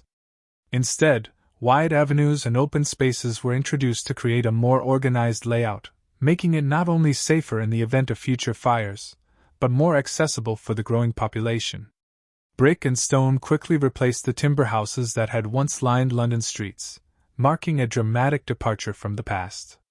The fire had destroyed a large portion of the city, but it had also forced a fundamental shift in how buildings were constructed. No longer would London's residents live in fear of another catastrophic fire. With the introduction of fire-resistant materials, such as brick and stone, London became a model of urban resilience, ensuring that future generations would never face the same devastating destruction. Yet the change wasn't simply about building sturdier homes. It was about reimagining what London could be. There was a new spirit of optimism in the air, a belief that from the ashes, something better could rise. The leaders of the city saw an opportunity to implement improvements that might have been impossible before. In the aftermath of the fire, the city's leadership recognized that its previous systems of sanitation, organization, and infrastructure were antiquated and inadequate for the challenges of a modern metropolis. The rebuilding of London, therefore, wasn't just a matter of recreating the past, but of forging a new future. London's recovery was also about its economy. The fire had decimated the heart of the city's commerce, but it also provided the opportunity for new industries to emerge. The city's ports were a key lifeline, and in the wake of the fire, they were expanded and modernized to better facilitate the growing demands of trade. With its position on the River Thames, London's economic might was once again firmly rooted in international trade. The city's merchants, whose livelihoods had been destroyed by the fire, began to rebuild their businesses, and London's position as a trading hub was strengthened. But the rebuilding of London wasn't just about business and commerce. It was also about the city's soul. The fire had destroyed many of London's most iconic churches and public buildings, and it was through the rebuilding of these structures that the city's identity was redefined. At the center of this transformation stood Sir Christopher Wren, whose work would define much of London's skyline for generations to come. Wren, appointed to lead the reconstruction of the city's churches, approached the task not just as an architect, but as a visionary. His most famous work, St. Paul's Cathedral, would come to symbolize London's resilience in the face of disaster. Wren's design for St. Paul's, with its sweeping dome and magnificent Baroque style, was a striking departure from the Gothic architecture that had previously dominated London. It was a symbol of renewal, a reflection of the city's new identity as a place of grandeur and elegance, but also of resilience. The cathedral was not just a religious building, it became a statement of London's enduring strength and vision for the future. Wren's influence extended beyond St. Paul's, as he redesigned and rebuilt many of London's other churches, creating a new architectural style that blended classical and Baroque influences. His vision for the city was bold, but it was also grounded in the belief that architecture had the power to shape the character of a society. Yet the physical transformation of London was not the only lasting legacy of the fire. The disaster had brought the city's citizens together in a way that had not been seen before. The shared experience of loss and rebuilding fostered a deep sense of community among Londoners. Neighbors who had once been strangers now found themselves united in a common cause. The fire had demonstrated the importance of unity and collective action, and in the years that followed, Londoners worked together to rebuild not just their homes, but their relationships with one another. This spirit of collaboration and solidarity became a defining characteristic of the city as it moved forward. In addition to the physical reconstruction of London, the fire also prompted significant changes in how the city was governed. The chaotic response to the fire had revealed serious flaws in the city's infrastructure and leadership, and as a result, new systems of urban management were introduced. The fire had shown that London's old systems were ill-equipped to deal with such a disaster, and there was a strong push for reform. The city's leadership was overhauled, with greater emphasis placed on organization, coordination, and preparedness in the event of future crises. This new approach to governance was designed to ensure that London would never again face the same kind of disarray in the face of disaster. As the years passed, London continued to evolve. The fire had changed the city forever, but in many ways it had set the stage for the city's greatness. The foundations for London's future as a global metropolis were laid in the aftermath of the fire. The new city was not just a collection of buildings. It was a testament to the strength of its people and their ability to overcome even the most catastrophic of events. The fire had taken much, but it had also given London something invaluable: a second chance. A chance to rebuild, to rethink, and to reimagine the city's future. It was a city now defined by its resilience, its unity, and its vision for the future. The Great Fire of London was no longer a story of loss and destruction. It was the story of rebirth, a story of a city that had faced its darkest hour and emerged stronger, more beautiful, and more determined than ever before. And as the years turned into decades, and the decades into centuries, London continued to thrive, its skyline a testament to the resilience and ingenuity of those who had rebuilt it. The legacy of the fire would live on, not in the ashes of the past, but in the city that rose from them, a city that, despite everything, was destined to become one of the greatest in the world. The Great Fire of London, which had torn through the city with relentless fury, left a trail of devastation in its wake. Yet, as the last flames were doused, the true nature of the city was revealed, not in the ruins, but in the spirit of those who remained behind to rebuild. The fire had been a calamity, yes, but it had also been a catalyst for change, a pivotal moment in the life of the city that redefined its path for centuries to come. As London's skyline began to rise once more from the ashes, so too did its reputation as a resilient, unbreakable city. The buildings were reconstructed, the streets redesigned, and the infrastructure modernized. Yet, the fire's legacy was not just in the physical transformation, it was in the mindset that emerged from those who faced such unimaginable loss. The people of London did not simply rebuild what was lost, they reinvented the city. While the fire had exposed the vulnerabilities in the old city, its reliance on wooden buildings, its overcrowded streets, its lack of preparedness in the face of disaster, it also gave the city an opportunity to forge a new identity. It was a chance to create something greater, something that would endure. The reconstruction efforts were far-reaching, but so too were the lasting effects on the very fabric of London's society and governance. Before the fire, London had been a chaotic, sprawling city, a patchwork of districts with little coherence. The narrow, winding streets were a holdover from medieval times, designed for a city that was no longer able to sustain itself in such an inefficient manner.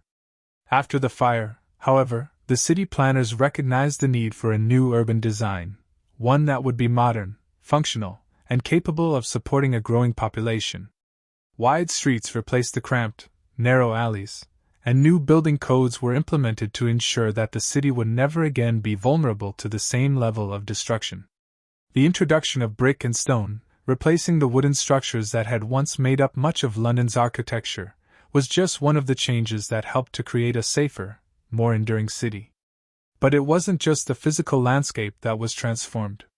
The fire had tested the city's ability to respond to disaster, and had highlighted the need for more effective governance. The chaotic response to the fire exposed weaknesses in London's infrastructure, but it also spurred reforms that would fundamentally alter how the city was managed.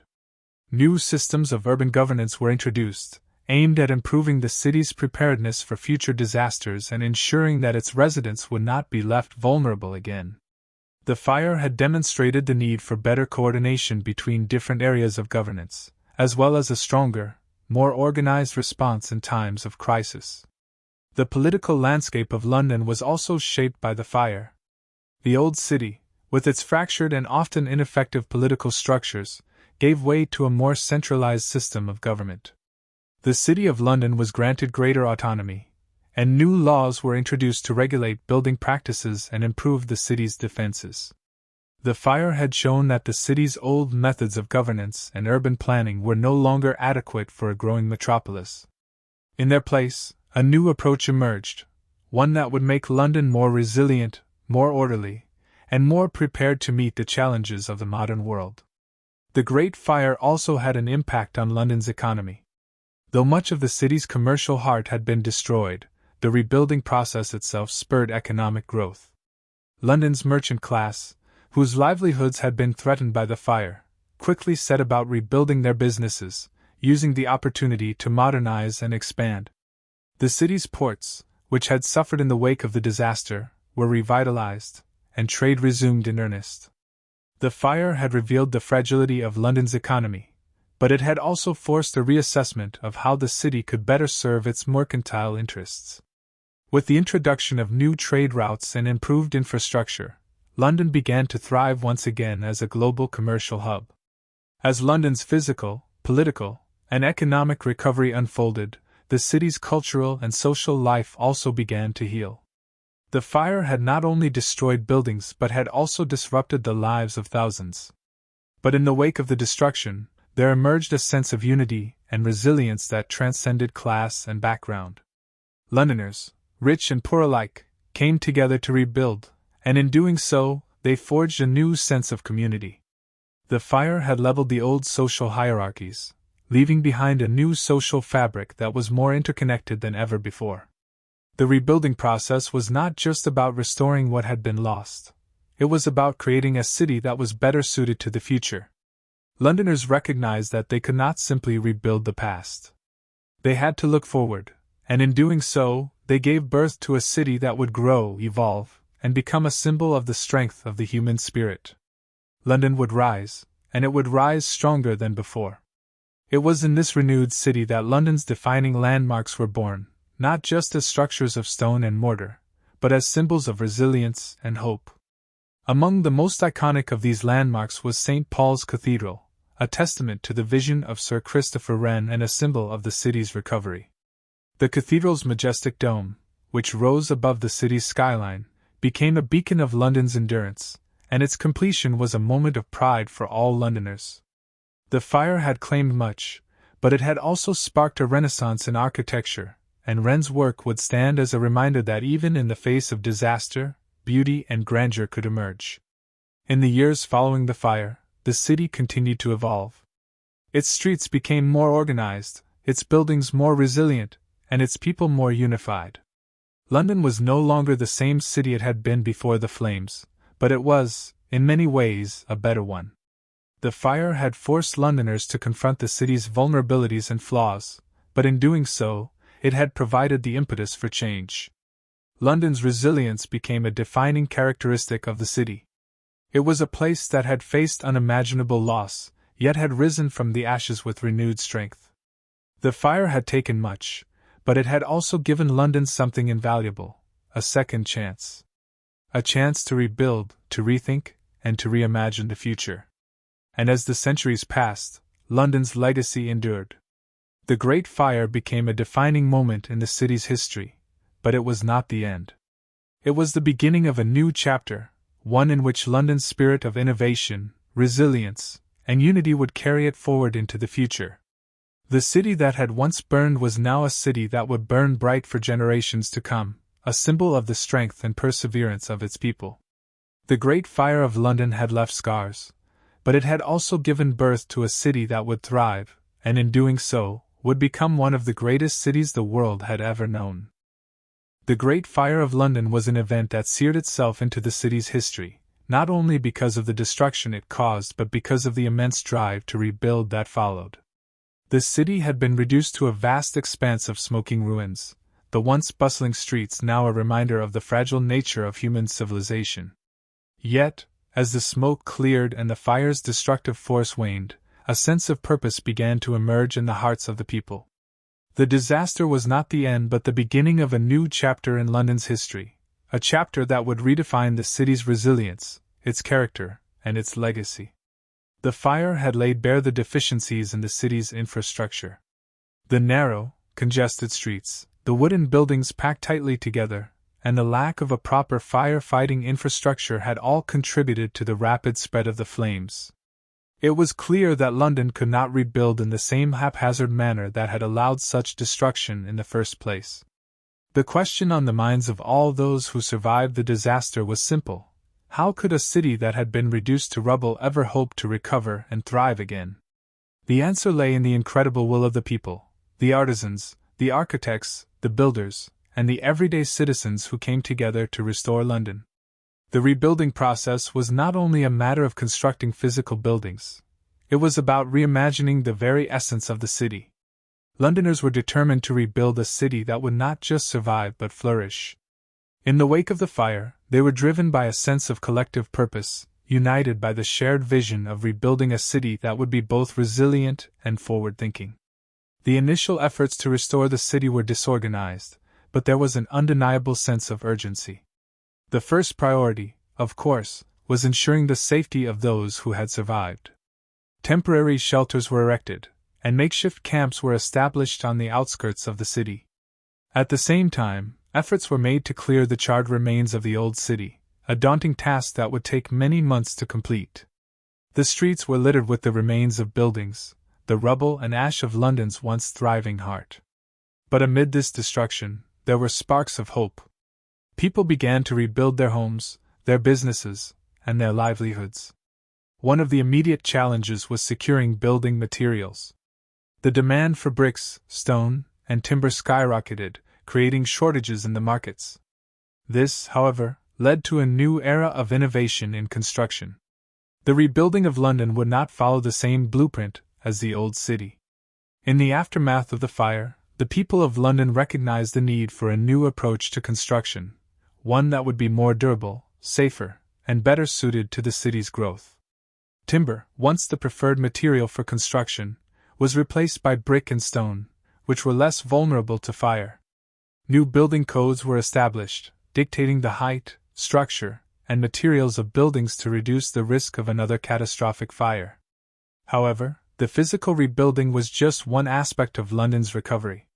The fire had exposed the weaknesses in the city's governance, especially its lack of coordination in responding to the crisis. The old systems of leadership, fragmented and disorganized, had failed to protect the city's inhabitants. This disaster catalyzed the need for stronger, more centralized leadership. In the years that followed, London's governing structures would be reformed, and the city would be granted a level of autonomy and organization that it had never known before. The city's political leadership played a crucial role in the recovery. King Charles II, whose reign would oversee much of the rebuilding, took personal interest in the project.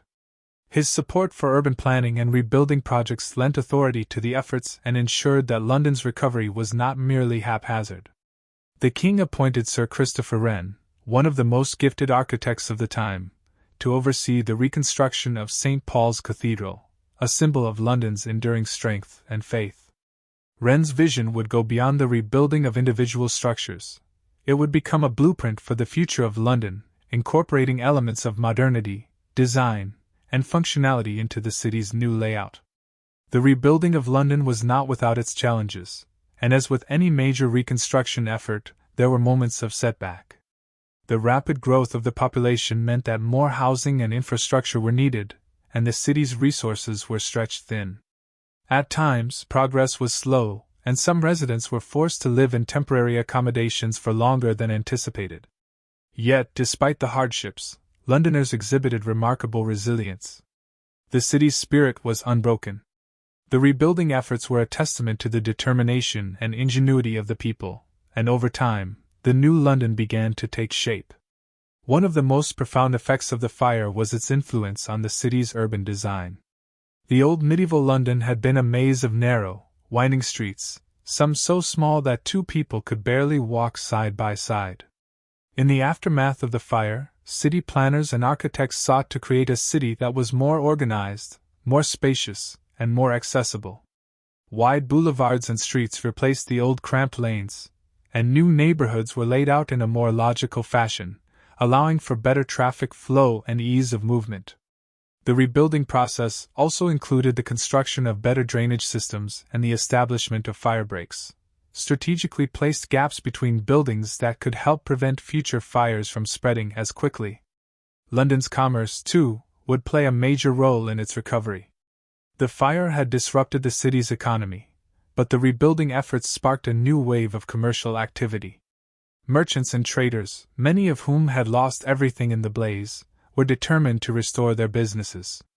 The rebuilding process was itself an economic engine, creating jobs for builders, craftsmen, laborers, and suppliers of materials. As the city was restored, so too was its role as the hub of trade and commerce in England. The fire had laid waste to much of London's commercial district, but the new city would emerge as a more prosperous and vibrant center of business. In the years following the fire, London was not only rebuilt but transformed. The city became a model of urban resilience.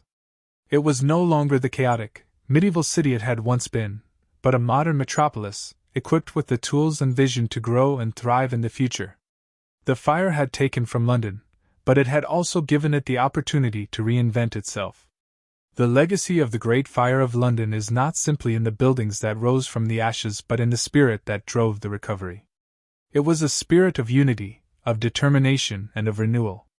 It was the spirit of a city that had faced the worst disaster imaginable, and emerged from it stronger and more unified than ever before. As the smoke of the fire dissipated, what remained was not only a rebuilt city, but a city that had been reborn, not from its ashes, but from the indomitable will of its people. London, the phoenix, had risen from the flames. As London began to rebuild, not only did the physical city rise from the ashes, but the spirit of the city transformed as well. The years following the Great Fire saw the dawn of a new era, one where the city's cultural and artistic landscape would be irrevocably shaped by the experiences of loss, renewal, and regeneration. In the wake of devastation, there emerged a profound opportunity to reimagine London not just as a hub of commerce and governance, but as a beacon of creativity and innovation. This scene delves into the cultural renaissance that emerged in the wake of the Great Fire, a time when the arts, intellectual thought, and innovation flourished in the heart of the city. In the immediate aftermath of the fire, Londoners were faced with the daunting task of rebuilding not only their homes, but also their sense of identity. As the physical city was reconstructed, so too was the city's cultural life, bringing together disparate artistic movements, intellectual ideals, and newfound freedoms. The devastation had caused a temporary suspension of cultural life, as people focused on survival, but with time, as the city's infrastructure strengthened, the energy and resilience of London's creative minds began to surface once again. The destruction of much of the medieval city and its institutions gave way to the construction of new civic buildings, many of which would go on to house intellectual and artistic endeavors. The influence of architects like Sir Christopher Wren was not confined to the rebuilding of St. Paul's Cathedral alone. His grand vision for a rebuilt London included new public spaces that encouraged the flourishing of the arts, intellectual gatherings, and social discourse. The building of new churches, public halls, and theaters would serve as venues for intellectual debate, theatrical performances, and artistic exhibitions, signaling the rise of a more vibrant cultural landscape in London. A crucial element in the cultural resurgence of London was the newfound importance of education and intellectual exchange. The fire's aftermath saw the rise of new institutions dedicated to the pursuit of knowledge. The Royal Society, which had been founded just years before the fire in 1660, gained prominence as a leading institution of scientific discovery and intellectual discussion. The Society, initially formed to explore and encourage the growth of scientific knowledge, quickly became a central figure in the city's cultural revival. Its meetings, often held in private homes or public spaces, became a source of enlightenment, attracting some of the brightest minds of the time. The restoration of London also saw a rise in the popularity of literature and theatre. The theatre, which had been somewhat stifled by political and religious restrictions prior to the fire, blossomed in the years following the catastrophe. Playwrights such as Aphra Behn, John Dryden, and William Wycherley came to the forefront of the London stage, their works marking the resurgence of Restoration comedy and the beginning of a new era in English literature. The theatres of the West End, those grand, purpose-built structures that would become known as the hubs of theatrical performance, were born from this cultural revival. Audiences flocked to see plays that explored social mores, politics, and human nature, contributing to a flourishing cultural scene in the heart of London. Simultaneously, the visual arts were given new life. Artists like Sir Peter Lely, who had worked under the patronage of the monarchy, continued to thrive, producing portraits that documented the new social and political order of post-fire London. The rebuilding efforts brought about a renewed sense of pride in the city, and many of London's wealthiest citizens turned to art as a means of showcasing their newfound status. This period of artistic growth coincided with the emergence of the Baroque style in Europe, and London's new art collections reflected this influence, grandiose, dramatic, and rich with symbolism. While the rebuilding efforts of London's elite were important in the city's recovery, it was the everyday Londoner who also played a pivotal role in the cultural renaissance that followed. The fire had demonstrated the power of community, and Londoners, having endured one of the greatest disasters in their history, were united in their determination to see their city not just restored, but transformed. As the city grew in both size and influence, so did its cultural output. The everyday life of the people became an integral part of the city's identity. The streets, markets, and public spaces became vibrant centers of commerce, exchange, and social life, fostering creativity and innovation at every level of society. The influx of new residents to the city, both from other parts of England and abroad, brought new ideas, new cultures, and new ways of thinking. Immigrants from Europe, particularly the French and Dutch, brought with them new artistic styles, new forms of literature, and a greater appreciation for intellectual and philosophical thought. The fire, in its devastating way, had shattered the old, and from the ashes of the city, the arts and culture were given a chance to evolve, blending old and new influences to create a truly cosmopolitan cultural landscape. One of the most important aspects of the cultural rebirth in post-fire London was the rise of social clubs and intellectual salons. These gatherings, often held in private homes, became vital centers of intellectual exchange. Discussions ranged from the latest scientific discoveries to political theory and philosophical thought. These salons were often attended by some of the most important thinkers of the time, including figures like John Locke and Isaac Newton. The cross-pollination of ideas that took place within these walls helped to shape the Enlightenment, as London became an intellectual center of Europe. The emergence of a more open and intellectual society also saw the beginnings of greater social mobility. The fire had shown the vulnerability of the wealthy elite, and in its wake, a new order began to emerge, one where the lines between the aristocracy and the rising merchant class were beginning to blur. This shift was not just a product of the fire's devastation, but a reflection of the changing political and economic realities of the time. A new merchant class, whose fortunes were tied to London's growing trade networks, found itself with the means and the desire to participate in the cultural life of the city. Art, literature, and science were no longer the sole domain of the aristocracy but were accessible to a wider swath of London's population, further enriching the cultural fabric of the city. As London's post-fire cultural renaissance blossomed, the city became a magnet for artists, writers, philosophers, and scientists from across the world. Its theaters, galleries, lecture halls, and coffee houses became the meeting places for the great minds of the age. The city's social, intellectual, and artistic vibrancy became legendary, and London was no longer just a place of commerce and governance. It had become a cultural beacon. The cultural transformation of London following the fire would go on to shape the city for generations, influencing its identity, its global reputation, and its place in the world. From the ashes of destruction, London had risen not just as a city of brick and mortar but as a city of ideas and culture. The Great Fire, in its destructive fury, had forced a rethinking of the city's future. And from that destruction came not just a new cityscape, but a new cultural landscape, one where creativity, intellect, and social progress were allowed to thrive and redefine London's place in the world. The rebirth of London was not just a story of physical reconstruction but a story of cultural innovation, an enduring testament to the resilience and creativity of the people who called the city home. The Great Fire of London had left a scar on the city, one that would never fully disappear. Yet, in the years that followed, something extraordinary happened. London, its streets now wider, its buildings stronger, its people more united, began to heal.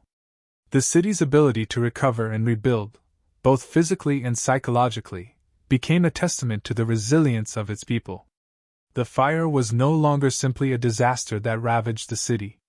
It became a symbol of rebirth, a moment in history when the city was forged anew.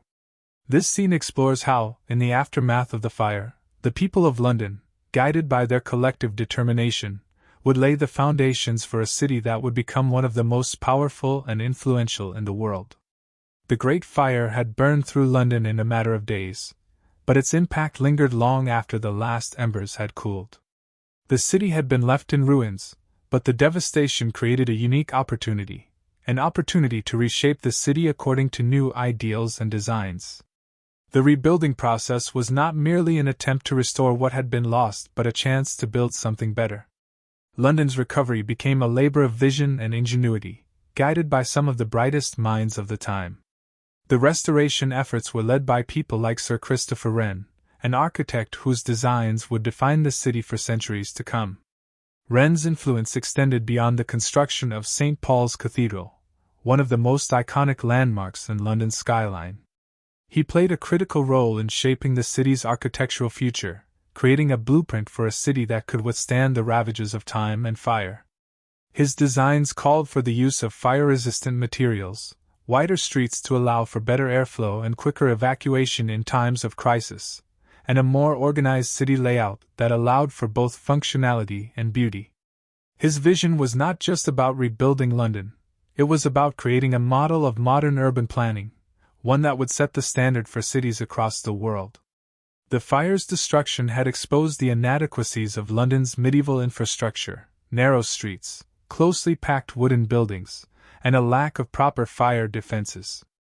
As the city was rebuilt, these weaknesses were addressed. The streets, now broader and more structured, were designed with fire breaks, gaps in between buildings that would slow the spread of any future fires.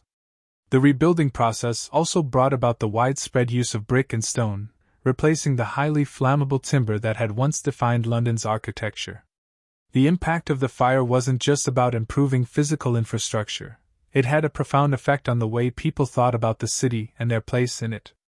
As Londoners rebuilt their homes, businesses, and lives, a renewed sense of pride and purpose took hold. This spirit of unity became crucial to the city's recovery. The fire had been a tragedy, but it also brought Londoners closer together. The community's collective effort to rebuild and restore what was lost became a symbol of resilience, and this shared sense of purpose helped the people move forward, undeterred by the challenges they faced. The fire also served as a catalyst for the social and economic growth that followed. The rebuilding effort was not just a matter of rebuilding buildings, it was a complete reimagining of London's place in the world. The city's growth, spurred by the fire's aftermath, helped cement London's position as a global hub for trade, finance, and culture. The city's economy, devastated by the destruction, began to rise again as merchants, traders, and craftspeople poured in from all over the country and abroad, eager to invest in the city's resurgence. Businesses were rebuilt, and new industries took root, from the printing presses that spread knowledge across the city to the construction of new wharves and docks that connected London to the rest of the world. As the city grew, so did its cultural and intellectual life. The fire had destroyed many of London's key institutions, but in its wake, new institutions emerged. The Royal Society, which had been founded shortly before the fire, became a leading force in the intellectual life of the city. It attracted scientists, philosophers, and thinkers from across Europe, making London a center of intellectual exchange. The growth of coffee houses, which became the gathering places for London's emerging middle class, further fueled the city's cultural and intellectual renaissance. These coffee houses were not just places to drink coffee, they were places where ideas were exchanged, where politics were debated, and where the future of England and its empire were discussed. The arts, too, flourished in the aftermath of the fire.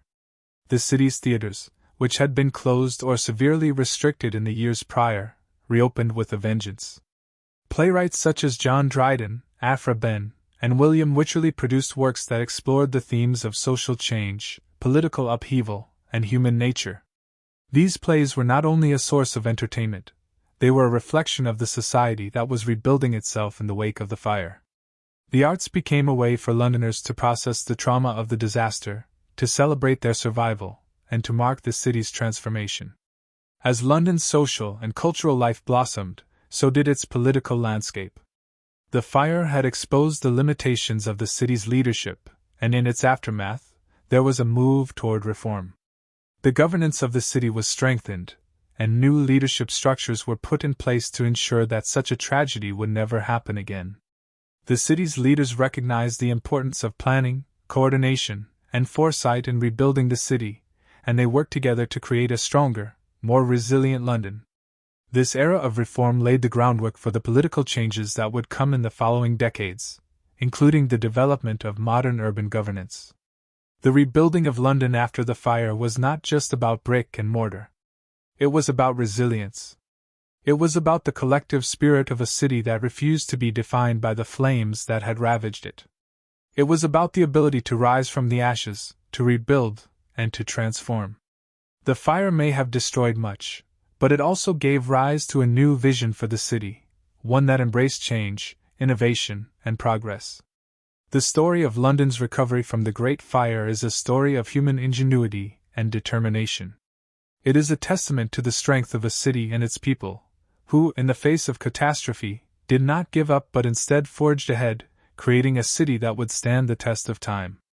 The fire had taken much, but it had also given London the opportunity to rebuild, a chance to create a stronger, more vibrant city for future generations. By the time the city had fully recovered, London had been transformed into a modern metropolis. Its streets were safer, its buildings more resilient, and its people more connected. The legacy of the Great Fire lived on not in the ashes that had once covered the city, but in the vibrant, thriving London that emerged from it. The fire had changed the city forever, but it had also given London the strength to rise again, even more powerful than before.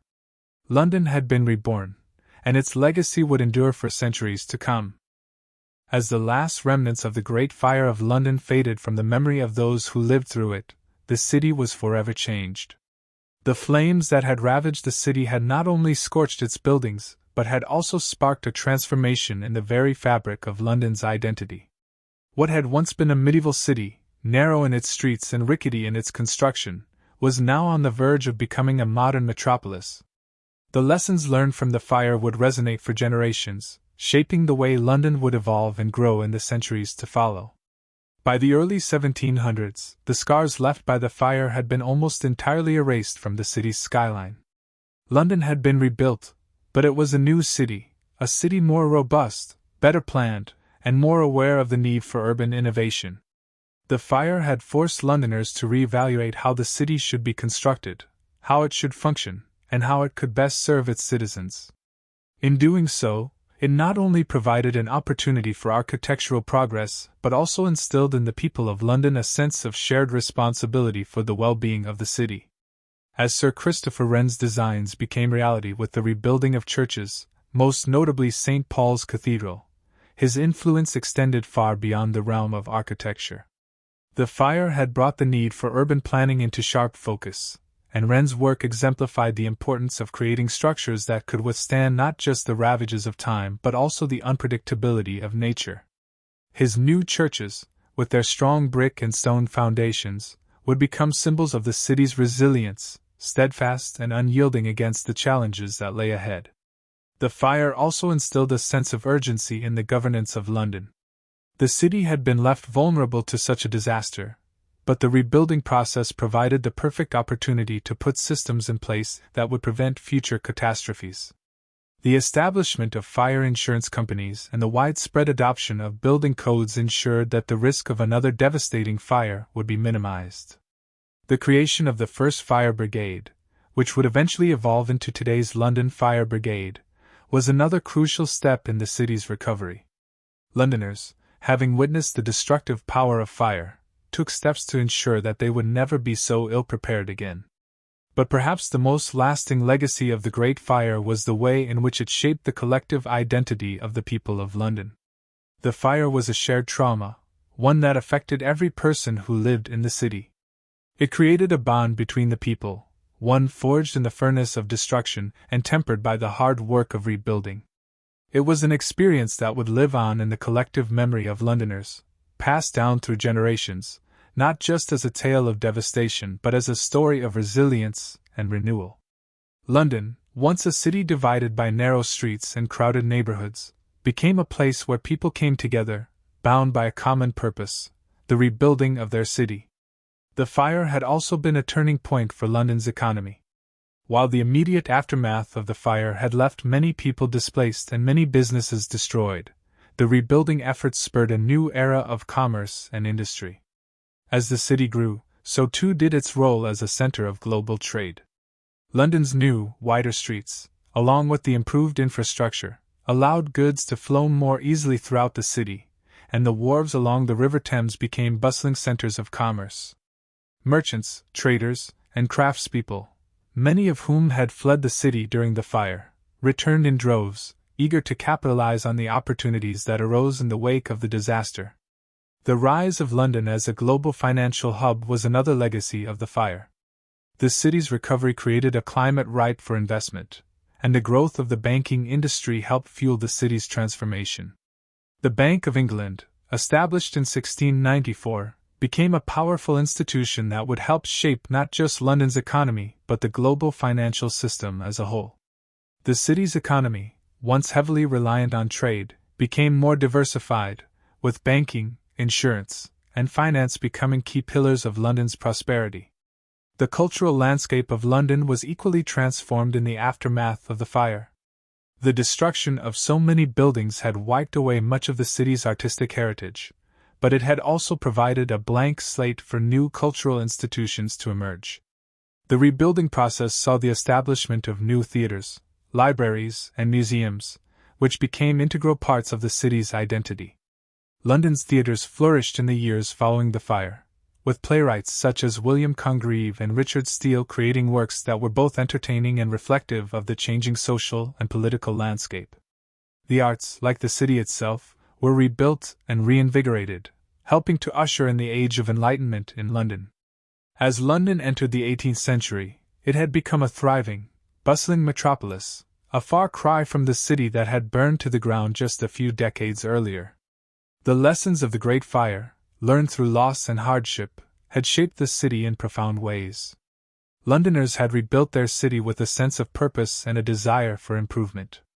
The fire had not only destroyed, it had paved the way for a new London, one that was stronger, safer, more vibrant, and more forward-thinking. Yet, the Great Fire would never be forgotten. It remained a part of London's collective memory, a reminder of the power of nature, the fragility of human life, and the indomitable will of a people determined to rise from the ashes. The fire had defined an era, but the city that emerged from it would go on to shape the world in ways that could not have been imagined in those first days after the flames had died down. And so, as the years passed and London grew ever greater, the story of the Great Fire became more than just a tale of destruction. It became a story of rebirth, of a city that had fallen and had risen again. The fire had been a turning point, but it had also been the beginning of something much greater. London had learned from its past, and it had used that knowledge to build a future that would stand as a beacon for generations to come. The Great Fire of London, tragic though it was, had been the catalyst for the city's transformation, a transformation that would not only define London but also inspire cities across the globe. As the city marched forward, ever-changing and ever-growing, the legacy of the Great Fire remained in the bones of London itself, embedded in the very streets, the buildings, and the spirit of the people. It was a legacy of resilience, of triumph over adversity, and of the unyielding will to rebuild, no matter the cost.